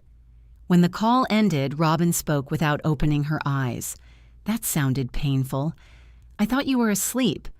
"I was until the two of you started discovering boundaries at full volume." I threw a pillow at her. She caught it and sat up. "Do you feel better?" she asked. "No. Good talk?" "Yes." "That happens." The next morning, I walked to the water before Robin woke. The tide had pulled back, leaving dark rocks shining in the early light. I took a photograph of the harbor and almost sent it to Natalie. Then I slipped the phone into my pocket. Not every beautiful thing had to become proof that I still loved her. I printed the harbor photograph when I got home and pinned it above the small desk in the guest room. Not Natalie's old room, not the room where I stored everyone else's unfinished intentions. Mine. The green sweater still hung behind the door, and the photograph of Natalie and Marcus remained on the dresser. I wasn't interested in cleansing the house of my daughter. I moved my sewing machine beneath the window, stacked theater fabric in the closet, and placed a reading lamp beside the chair. The room looked less abandoned within an hour. On Monday afternoon, I called Natalie as promised. She answered with, "You remembered? I said I would. I know, I just wasn't sure. I refused the invitation to ask what kind of mother she believed I had been all those years. How was the rest of your weekend?" I asked. Quiet. Ethan watched golf. He hates golf. He was making a point about solitude. That sounds like Ethan. She laughed once. It was the first time we had spoken without an argument standing between every sentence like an interpreter. She asked about Cape Harrow. I told her about the tilted floorboards, Robin's war with the lobster, and the seagull thief. I did not mention that I had taken a photograph for her and kept it. "Did you buy anything?" she asked. "A magnet. You hate magnets. Robin chose it. That tracks." The ease frightened me. I knew how quickly I could mistake one gentle conversation for restoration and rush to fill the refrigerator. "So," I said, "how are things with Ethan?" "Better. Did you talk?" "Yes." "What did he say?" Natalie paused. "Are you asking because you want to know or because you want to manage it?" The question was fair and still irritated me. "I want to know if you're all right." "I'm all right. Then that's enough." Another pause. He said when we fight, I call other people until somebody agrees with me. I waited. "You can say it," she said. "Say what?" "That he's right." I don't know whether he's right every time. He thinks you'll say anything now to avoid taking my side. That isn't true. "What do you think?" I moved a roll of green thread across my new desk. "I think you ask other people to carry feelings you don't want to sit with, like you told me to do." "Yes, I hated that. I did too." She let out a slow breath. "Valerie says I call her to ask about Ethan and then get mad when she answers honestly." "Do you?" "Sometimes." "That sounds useful to know. You really aren't going to say anything bad about her, are you?" "I don't have much to say. You disliked her for years." I disliked how easy she looked. "She is easy." "No, she isn't. She's just not responsible for my feelings." Natalie went quiet enough that I checked the screen to make sure the call was still connected. Finally, she said, "Do you want to have lunch Thursday?" I nearly answered yes before she finished. "Where?" "That little place near my office. The one with the loud music? We can go somewhere else." "No." "That's fine. Just us?" "Just us." I hung up and sat at the desk with my hands in my lap. Thursday's restaurant had concrete walls, metal chairs, and a menu printed in letters too small for anyone old enough to afford the food. Natalie was already there when I arrived. She stood to hug me. We both turned the same direction, corrected and bumped shoulders. The hug landed sideways. "You look nice," she said. "So do you." She wore the green dress she had wanted altered. "Bright stitch?" I asked. They got me in. Good. It was $70. I thought the navy dress was $40. This one needed the hem. We studied our menus. The waiter explained the lunch special in a way that suggested there would be a test. I ordered soup. Natalie ordered a salad without 3 of its listed ingredients. When he left, she said, "How's the theater?" I told her about the murder mystery and the red scarves. "You're really doing that every week?" "Twice a week." "What do you do there?" "Whatever needs doing." She raised one eyebrow. "Within reason," I added. "Do they pay you?" "No." "So you're still doing things for free." I never objected to doing things for free. You objected to doing them for me. There it was, waiting beneath the menu. I objected to being taken for granted. I thanked you. For the album. For lots of things. You thanked me for being mature. Her mouth tightened. The waiter brought water. Neither of us touched it. Natalie looked toward the windows. I'm sorry you were hurt. I waited for the rest. There was no rest. That is not the same as being sorry you hurt me, I said. Oh my God. What? I knew you'd grade it. I'm not grading anything. You are. I said I was sorry, and you told me I used the wrong vocabulary. You said you were sorry something happened to me, like I stepped in a hole. You always do this. Do what? Make me say things your way. I want you to take responsibility. I am trying. Then say what you're taking responsibility for. Her eyes shone, but her jaw set harder. I shouldn't have said it like that. Which part? All of it. Why did you?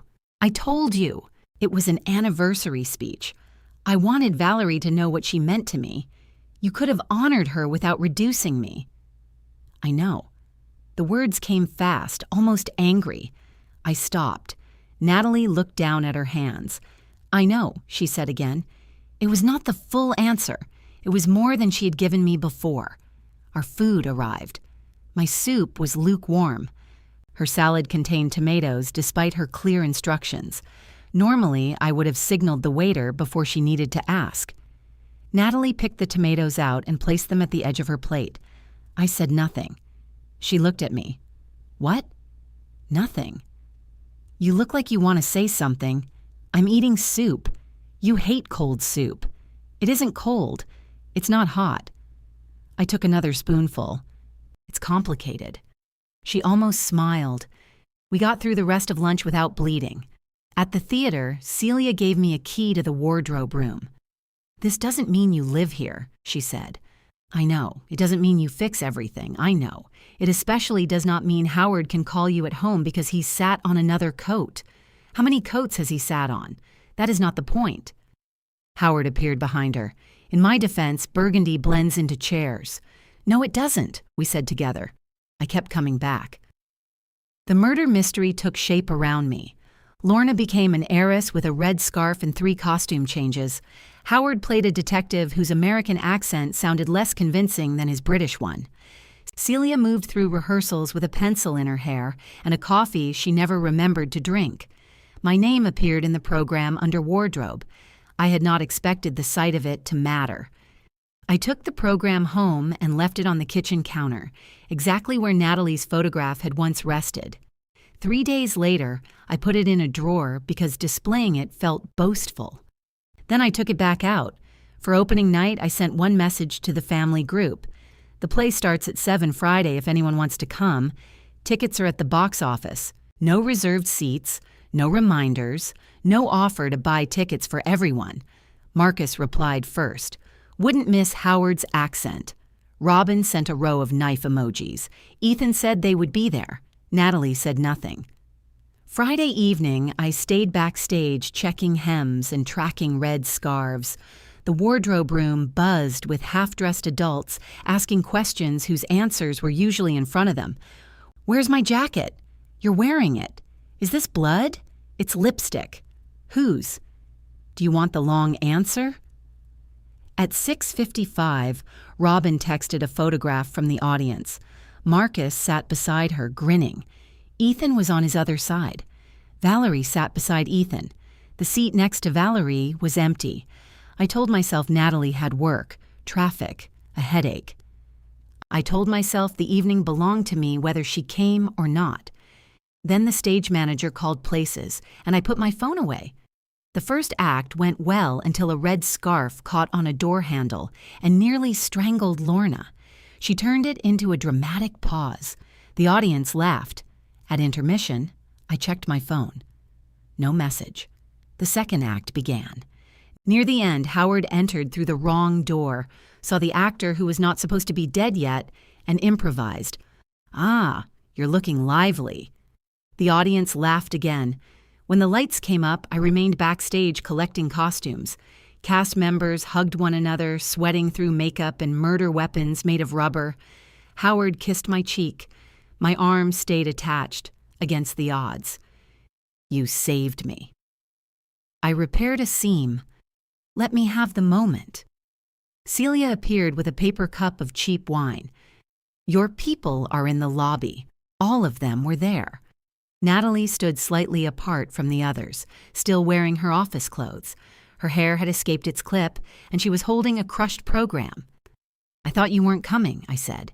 "My meeting ran late." She hugged me before I could decide whether to hug her. "You put your name in the program," she said. "Celia did. You didn't tell me you were in charge of wardrobe." "I'm not in charge." Howard passed behind us wearing half his costume. "She is absolutely in charge," he said. Natalie watched him disappear. "You have theater friends." "I know people at the theater. That woman with the glasses told me you saved the production." "Celia exaggerates. She doesn't seem like she does." I glanced towards Celia, who was arguing with Marcus about whether the rubber knife could go in a dishwasher. "No," I admitted. "She doesn't." Natalie looked around the lobby. "You seem happy here." "I am." Her expression flickered. Not resentment exactly, something lonelier. Valerie came to congratulate me. She had brought flowers, which annoyed me because I liked them. Robin insisted on taking a photograph of all of us. Natalie stood beside me, Valerie beside her. No one called anyone Mom. Afterward, Natalie and Ethan came back to my house for coffee. Marcus, Robin, and Valerie joined us. It was the first time all of them had been in my kitchen since the anniversary. I put out mugs. Ethan found sugar. Marcus cut the cake Valerie had brought, which was chocolate this time. Natalie carried plates to the table without being asked. When everyone left, she remained by the door. "Would you ever do Sunday dinner again?" she asked. "Not the way it was. What way would you do it?" "I don't know yet." She nodded, disappointed but not angry. Then she kissed my cheek and left. For 3 days, I believed we had turned a corner. On Tuesday night, she called me crying. "I need you to tell me if I'm crazy," she said. Ethan packed a bag. "Where are you?" I asked. "At home." "Is Ethan there?" "He left." "Are you safe?" "Stop asking me that. I need to know." "Yes, I'm safe." "I'm sitting in my kitchen." He packed a bag and walked out like I was some lunatic he needed to escape. "What happened?" I asked him a question. "What question? Why does your voice sound like that?" "Like what?" "Like you already think I'm wrong." I sat at my desk in the guest room. A half-finished theater jacket lay across the sewing machine, one sleeve inside out. "I don't think anything yet. He said the evening at the theater was nice." "That sounds dangerous." "Don't joke." "Sorry." He said it was good seeing everyone together again. I said it could be like that every week if you would stop dragging this out. My stomach tightened. What did he say? He said you weren't dragging anything out. He said I still hadn't apologized. You apologized at lunch. Apparently it didn't count. It wasn't complete. She gave a sharp, disbelieving laugh. "Thank you." That's exactly what he said. I pressed my fingers to my forehead. Natalie continued, faster now. Then he said, "I keep asking when Sunday dinner is coming back because I want proof I've been forgiven without having to do anything uncomfortable." Was he wrong? "Oh, come on, you called me." "I didn't call for an interrogation." "What did you call for?" "To talk to my mother." There was the word selected and placed carefully. I looked at the photograph of Cape Harrow above the desk. "What happened after that?" I asked. I told him he was enjoying this. Enjoying what? Watching me be punished. Finally getting to be the easy one while I'm the problem. And he said he was tired of every disagreement becoming a trial where I call witnesses. Her voice caught. I told him maybe if he spoke during the actual disagreement, I wouldn't need witnesses. He just shuts down and walks away. That's fair. So you agree with me. I agree that Ethan withdraws. Exactly. That doesn't mean you were right about everything else. You always have to add that, because you hear one agreement as a complete acquittal. I don't need to be acquitted. I didn't commit a crime. No one said you did. He said I was cruel to you. He used that word. What word would you use? She began crying harder. I closed my eyes. The machine inside me engaged. Call Ethan. Tell him not to make permanent decisions while angry. Tell Natalie to drink water, drive to her house, sit at the kitchen table until he came home. Translate each of them to the other. I knew the sequence because I had performed versions of it for 10 years. Where did he go? I asked. He didn't say. Did he take enough for one night? What does that matter? It matters whether he left or moved out. He took a duffel bag. Then he probably needs one night. You don't know that. No, call him. The request came so naturally she didn't seem to hear herself make it. What? He'll answer you. I'm not calling Ethan. Why not? Because this is between you and your husband.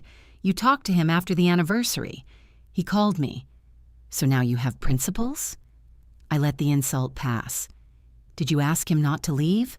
I said. He'd already made up his mind. Did you ask?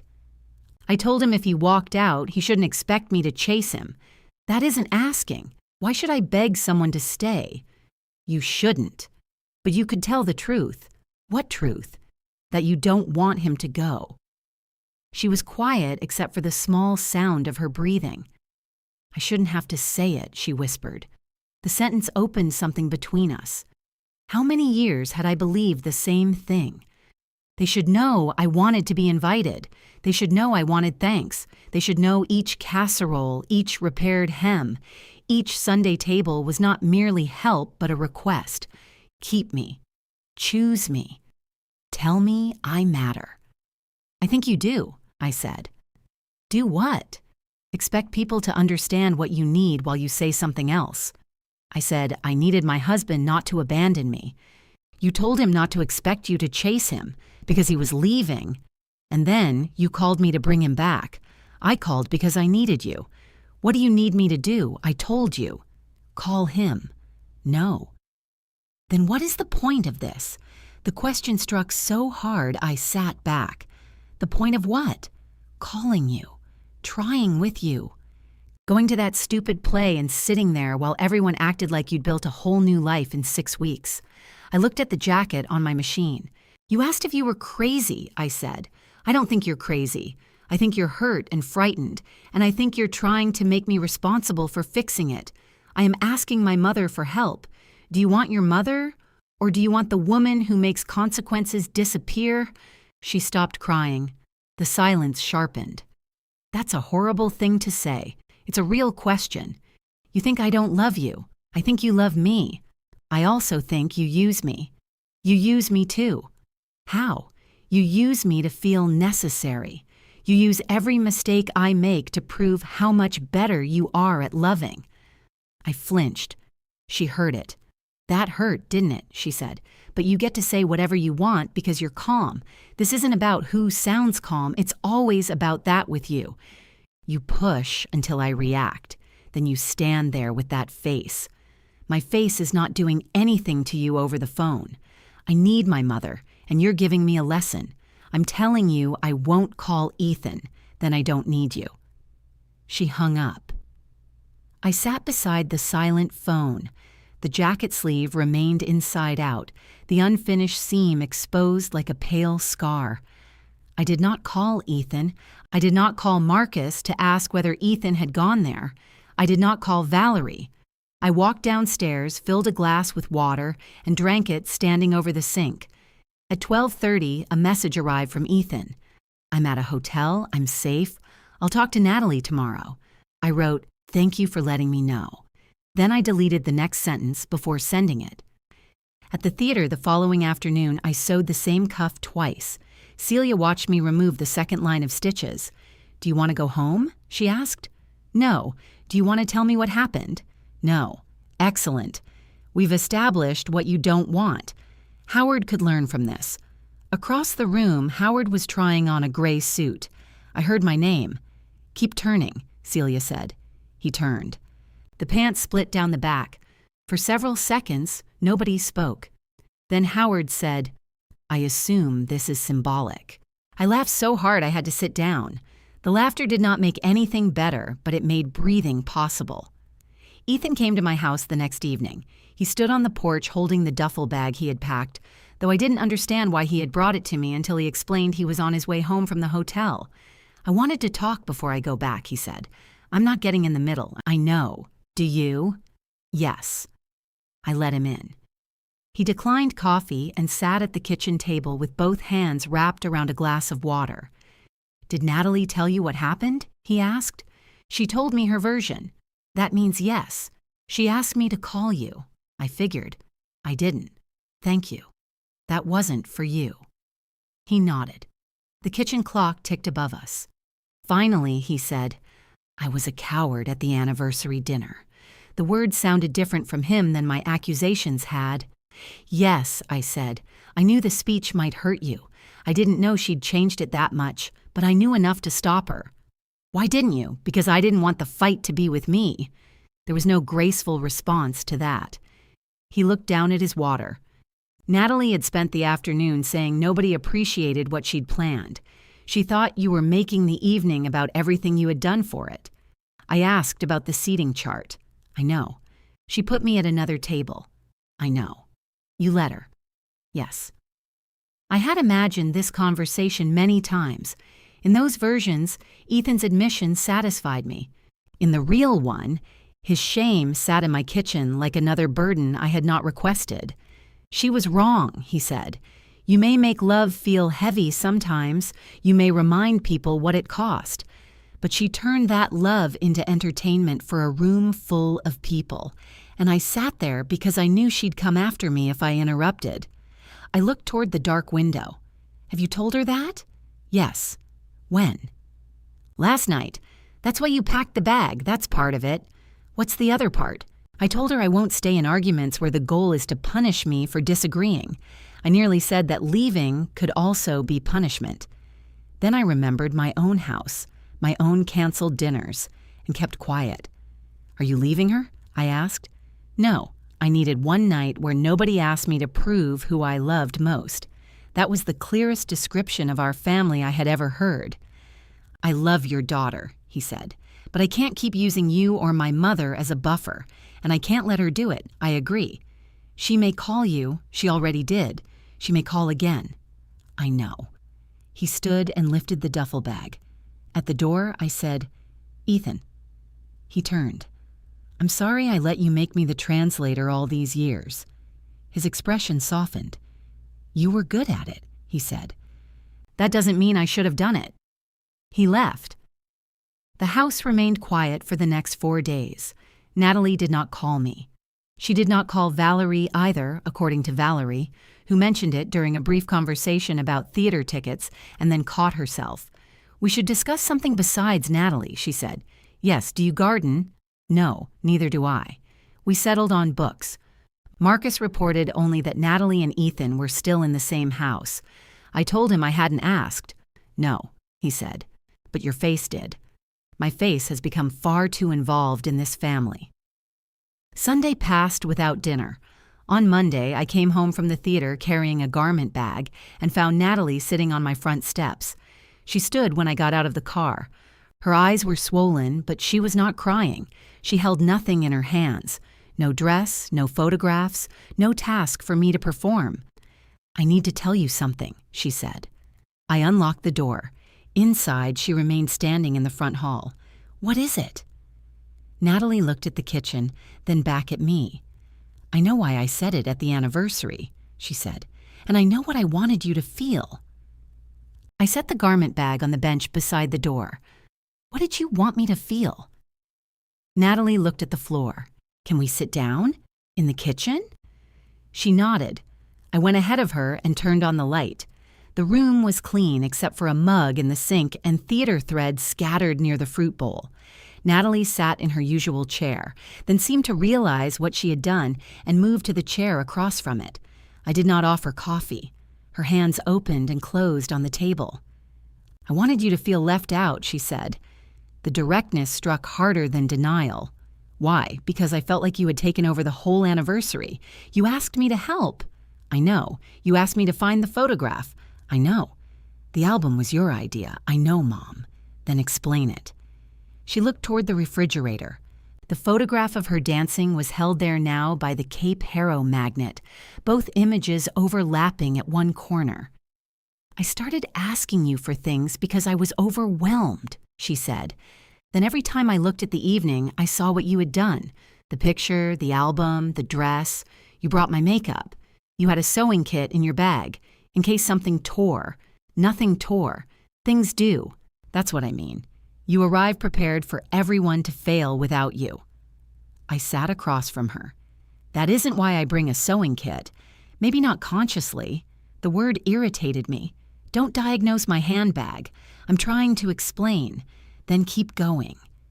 She pressed her lips together. When the restaurant put Valerie at the wrong table, I moved her beside me. They didn't put her at the wrong table. You made the chart. I changed it. When? That afternoon. Why? She had called from the train. She was nervous. Valerie does not become nervous because she has to sit beside people she knows. I know that now. You knew it then. Natalie's voice sharpened. Fine. I wanted her beside me, and you wanted me across the room. Yes. The answer removed the ground beneath all the explanations I had invented for her. She looked at me, frightened but steady.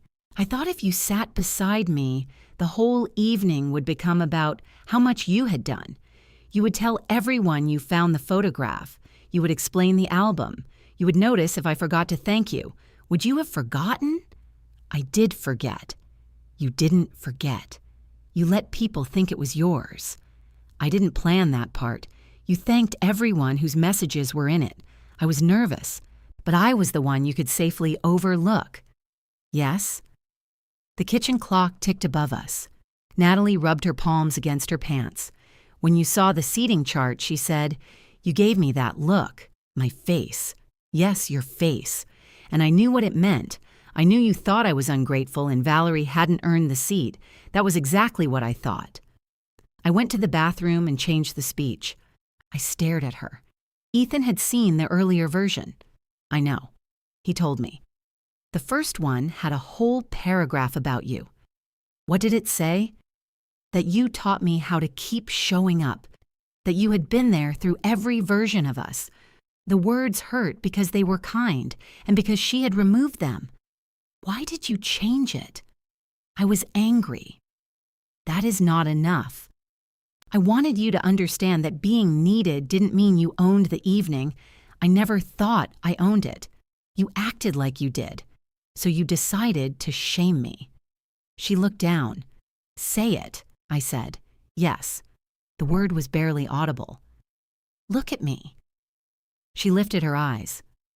I wanted to shame you, she said. My throat tightened. And the part about Valerie showing you what a mom should feel like? I knew that would hurt. Why Denise? Her face twisted. I don't know. Yes, you do. She pushed her chair back an inch. Because everyone calls you Denise.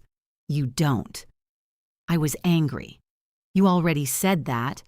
Because I wanted there to be a difference. Between Valerie and me. Between mom and mother. I sat very still. The honesty I had demanded was not cleansing. It did not enter the room like fresh air. It was smoke. And now that she had opened the door, we both had to breathe it. Natalie started crying. I'm sorry, she said. I'm so sorry. I looked at her hands instead of her face. You were sure I would keep showing up afterward? Yes. How sure? Her shoulders shook. Completely. That was the deepest cut and somehow the most familiar. She had not humiliated me because she believed I was disposable. She had done it because she believed I wasn't. I thought you'd be mad, she said. I thought you'd make comments for a few weeks, but I didn't think you would stop. You thought I had nowhere else to go. No, that's what it means. I thought you loved me. I do love you. You know what I mean. I am starting to understand how dangerous that sentence is in this family. She wiped her face with the heel of her hand. I thought mothers stayed. We do. That doesn't mean we stand wherever you put us. I know. You say that very quickly, because I've had weeks to know it. I stood and got tissues from the counter. I placed the box within her reach, but did not take one out for her. She noticed. Her mouth trembled. I called Valerie after you wouldn't call Ethan, she said. I know you stopped calling her. She didn't answer that night. She called the next morning and told me she loved me but wasn't going to discuss my marriage. What did you say? I told her you had both abandoned me. That must have gone well. She said if two women set the same boundary, I should consider whether the boundary was the problem. That sounded like Valerie, clean, elegant, and difficult to argue with. Natalie took a tissue. Ethan came home, she said. I know. He told me why he left. Did you listen? Eventually. What did he say? That he couldn't be married to me and also be the defendant in every feeling I had. I looked away because the sentence was too intimate to belong to me. He said he loved me, she continued, but he wasn't going to prove it by agreeing with me about you. What did you say? I told him you had spent years making me feel responsible for you. That isn't untrue. She stared at me. It isn't, I said again. After your father left, I turned Sunday dinner into proof that I still had a family. You did. If one of you couldn't come, I acted like the dinner had failed. You called me 3 times the weekend Ethan took me to Asheville. I remember. You said you had already bought the roast. I had. It was a roast, Mom. I know. You cried. I said my eyes were watering from onions. You weren't cutting onions. Despite everything, a short laugh escaped her. I smiled. Then the smile left. I'm sorry for that, I said. I'm sorry I made you responsible for proving I hadn't been left again. Her face softened. I hated him for doing that to you, she said. So did I. I still do sometimes. You don't have to. I know. Do you? She looked at the photograph on the refrigerator. When Dad left, she said, You kept saying you were fine, but every nice thing we did became evidence. Every dinner, every call. You would tell people, My children never miss a Sunday. I felt good when you said it. Then I felt trapped by it. I remembered those conversations. At the grocery store, at church, in the pharmacy line, I had carried my children's attendance like a medal awarded for surviving my husband.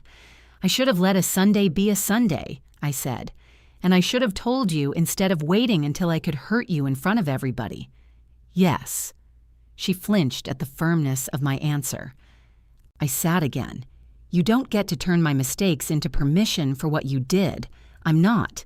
You will be tempted. I know. There it is again. What do you want me to say? I want you to understand that this apology does not put everything back. Her expression changed. I didn't think it would. You asked me at Marcus's whether apologizing would bring dinner back. That was before. Before what? Before I meant it. The answer was ugly and credible. I folded my hands on the table. Do you mean it now? Yes. What exactly are you sorry for? She drew a breath. I'm sorry I used Valerie to humiliate you. I'm sorry I changed the speech because I wanted you to feel small. I'm sorry I let everyone praise me for the album you made. I'm sorry I treated your help like something I was entitled to and your feelings like something I could manage afterward. She stopped, then added, and I'm sorry I kept trying to make other people tell you that you were wrong. No orchestra rose beneath the words. The refrigerator hummed. A car passed outside with music loud enough to shake the window. Thank you, I said. Natalie stared at me. That's all? For now. Her eyes filled again. You still don't forgive me. I didn't say that. You didn't say you do. I don't know what forgiveness looks like yet. It looks like not making me suffer indefinitely. That is exactly the kind of sentence that makes me afraid to promise it. She stood. I thought she was leaving. Instead, she walked to the refrigerator and touched the photograph of herself dancing. You found it. It was left on the driveway. I looked for it. You could have asked. I thought you kept it on purpose. I did keep it on purpose. She looked at the Cape Harrow magnet holding it in place. Is that where you stayed? That's the harbor. It's beautiful. Yes, you could have sent it to me. I almost did. Why didn't you? Because I wanted to keep one thing without turning it into reassurance. She considered that. Then she took the photograph from beneath the magnet. For a second, I thought she might claim it. Instead, she handed it to me. You should put this in your sewing room. My guest room. Marcus said you changed it. Marcus has a large mouth. He said it looks nice. It does. She moved toward the front hall. Can I see it? Not tonight. Disappointment crossed her face, but she nodded. At the door, she said, I want to do this right. I believe you want to. That isn't the same as believing I will. No. She put on her coat. I thought maybe we could go back to the restaurant, she said, the anniversary place. My stomach tightened. Why? So I can apologize there. To whom? You. We're standing in my house. I know, but that's where it happened. I thought maybe we could sit at the same table. I don't want to sit at that table. It wouldn't have to be the private room. I don't want that restaurant to become the place where you hurt me and then the place where you repaired me. It's just a restaurant. Her fingers closed around her coat collar. Then where? I don't know. She nodded. After she left, I carried the dancing photograph upstairs. I placed it on the desk beneath the harbor. The two images did not match. One was a gray morning by the ocean. The other was my daughter in a bright kitchen, blurred by movement. I liked them together. Natalie gave me space after that, not perfect space. She sent a message the next morning asking if I was okay, then apologized for asking too soon. She called 3 days later and talked about work without requesting advice. When I offered some anyway, she said, "Do you want me to listen or do you want me to agree?" I said, "Listen." She listened and then did something else. It was infuriating. Valerie and I had coffee once without discussing Natalie for nearly 20 minutes. Then Valerie asked how the apology had gone. I thought we weren't discussing her. I have limits, not supernatural powers. I told her only that Natalie had taken responsibility. Valerie stirred sugar into her coffee. She apologized to me, too. For what? For lying about whether you knew she called me Mom, and for treating me like the easy version of you. How did that feel? Accurate. Did you forgive her? Valerie looked toward the window. I told her I loved her. That is not an answer. No, she said. It isn't. At the theater, Celia announced that the murder mystery had sold enough tickets to add another performance. Howard sat on a hat and blamed the lighting. Life continued in ways that did not wait for my family to become wise. A week after Natalie came to my house, I called her. There's a diner on Marshall, I said, the one with the red booths. The place Dad used to complain about? He complained about everywhere. When? Saturday. Noon. Just us? Just us. She was quiet, then she said, I'll be there.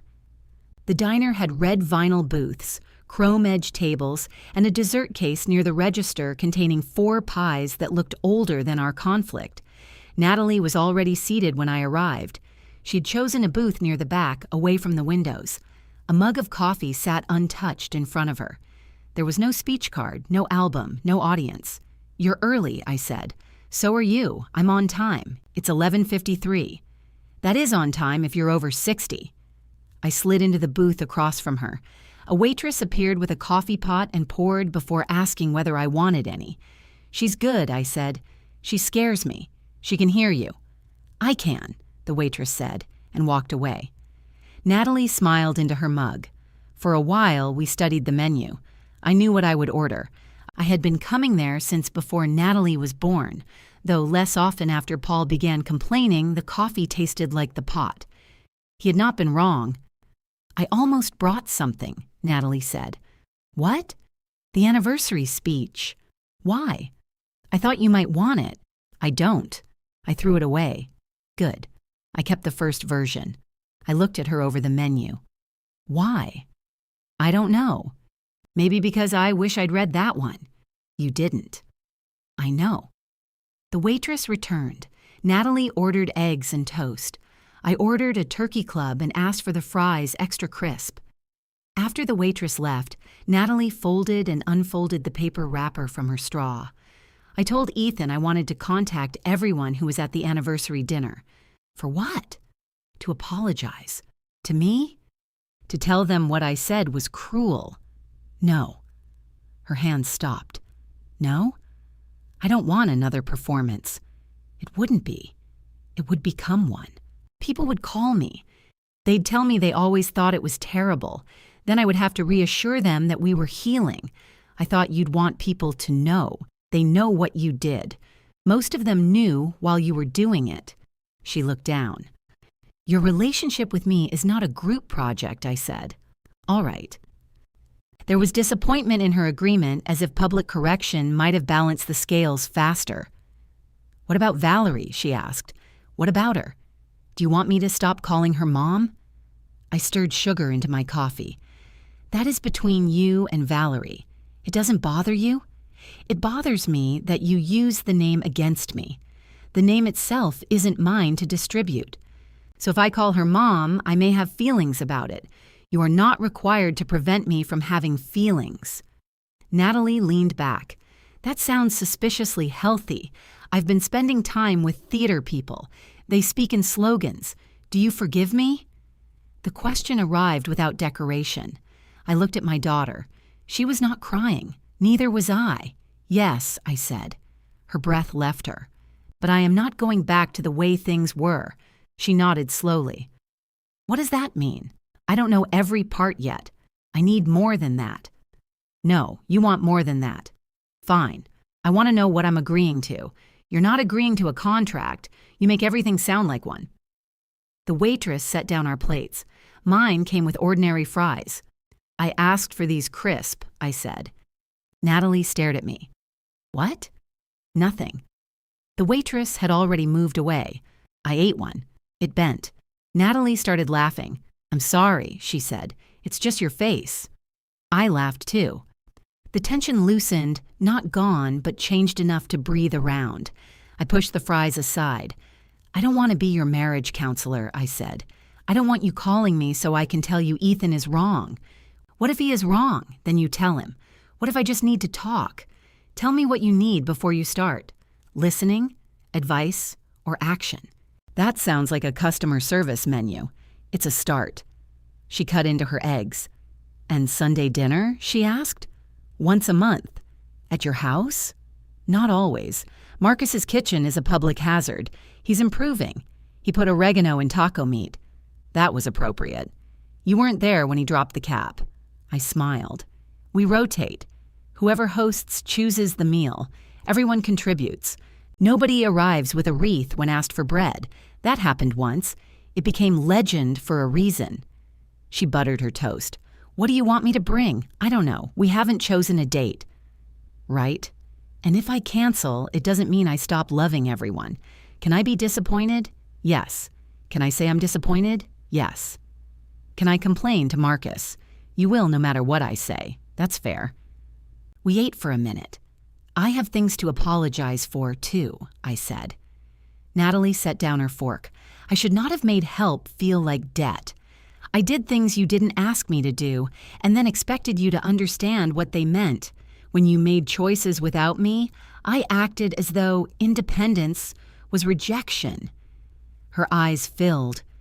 I continued before I lost the nerve. I corrected your feelings because I was afraid of what they said about me. I made your father's leaving something you had to help me survive, and I used Sunday dinner to keep attendance on love.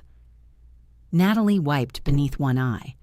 That's a very theater sentence. It is. Did Celia write it? No. Maybe she should put it on a poster. Robin already suggested merchandise. She smiled, then became serious. I'm sorry you were alone after Dad left. I'm sorry I made you think I would stay alone without you. I did think that. I know. She reached across the table. Her hand stopped halfway, giving me the choice. I placed mine beneath it. We sat like that until the waitress came with the coffee pot and looked pointedly at our joined hands. Refills? Yes, I said. No, Natalie said. The waitress poured for both of us. Natalie laughed. When the check came, she reached for it. I invited you, I said. I'm paying. Why? Because I want to. Is this guilt money? It's $15, $22 with tip. Fine, it's $22 of guilt money. I let her pay. Outside, the air was cold and bright.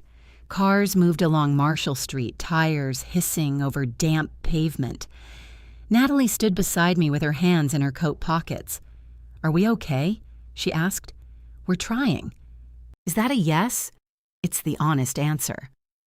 She nodded. Then she hugged me. It was not the sideways, uncertain hug from the restaurant near her office. She held on. I held on too. When we separated, she said, "You'll text about dinner?" "Yes." "You promise?" "Yes." I did not add a condition. The first monthly supper was at Marcus's apartment. He made chili so spicy that Valerie took one bite and became completely silent. Natalie brought cornbread from a bakery and admitted it before anyone asked. Ethan washed dishes while Marcus hovered behind him, pointing out water spots. At the end of the evening, Natalie packed her own leftovers. The next month, she hosted. Her oven no longer smelled like gas because Ethan had cleaned it. She ordered roasted chicken, made a salad herself, and served the food on the black tray she had recovered from my house. Nothing matched. Dinner started 40 minutes late. I arrived when she told me to arrive and did not bring a sewing kit. Valerie came to some dinners and declined others. Natalie still called her mom occasionally. The first time it happened in front of me, everyone went unnaturally still. I passed the salt. The name became smaller when nobody used it as a blade. Natalie and I did not return to daily calls. Some weeks we spoke twice. Some weeks not at all. Once, after an argument with Ethan, she called and said, "I need you to listen for 5 minutes and not tell me what to do. I can do 4. You can do 6. We settled on 5. She complained. I listened. At the end, I asked what she planned to say to him. "I don't know yet." "That sounds reasonable." "You hate not knowing." "I'm developing range." She talked to Ethan instead of asking me to translate. At the theater, the murder mystery closed and another production began. Celia continued giving me only the work that needed doing. I continued trying to take more. We corrected each other. Robin and I planned another trip. This time, I told my family after the reservation was made. Nobody collapsed. When it was my turn to host Sunday supper, I chose pork shoulder. I took it from the oven at 4 and let it rest beneath foil. I made 1 bowl of potato salad with dill and placed extra dill on the table for anyone who wanted more. 1 bowl, 1 recipe, 1 kitchen that did not have to anticipate every preference before anyone arrived. Marcus came first with 2 bottles of wine. "I was told bread," I said. "I forgot. You passed a bakery." I was emotionally overwhelmed. "Go back." He went. Ethan arrived with dessert. Valerie brought flowers and immediately clarified that they were not edible. Natalie came carrying 3 grocery bags. "What is all that?" I asked.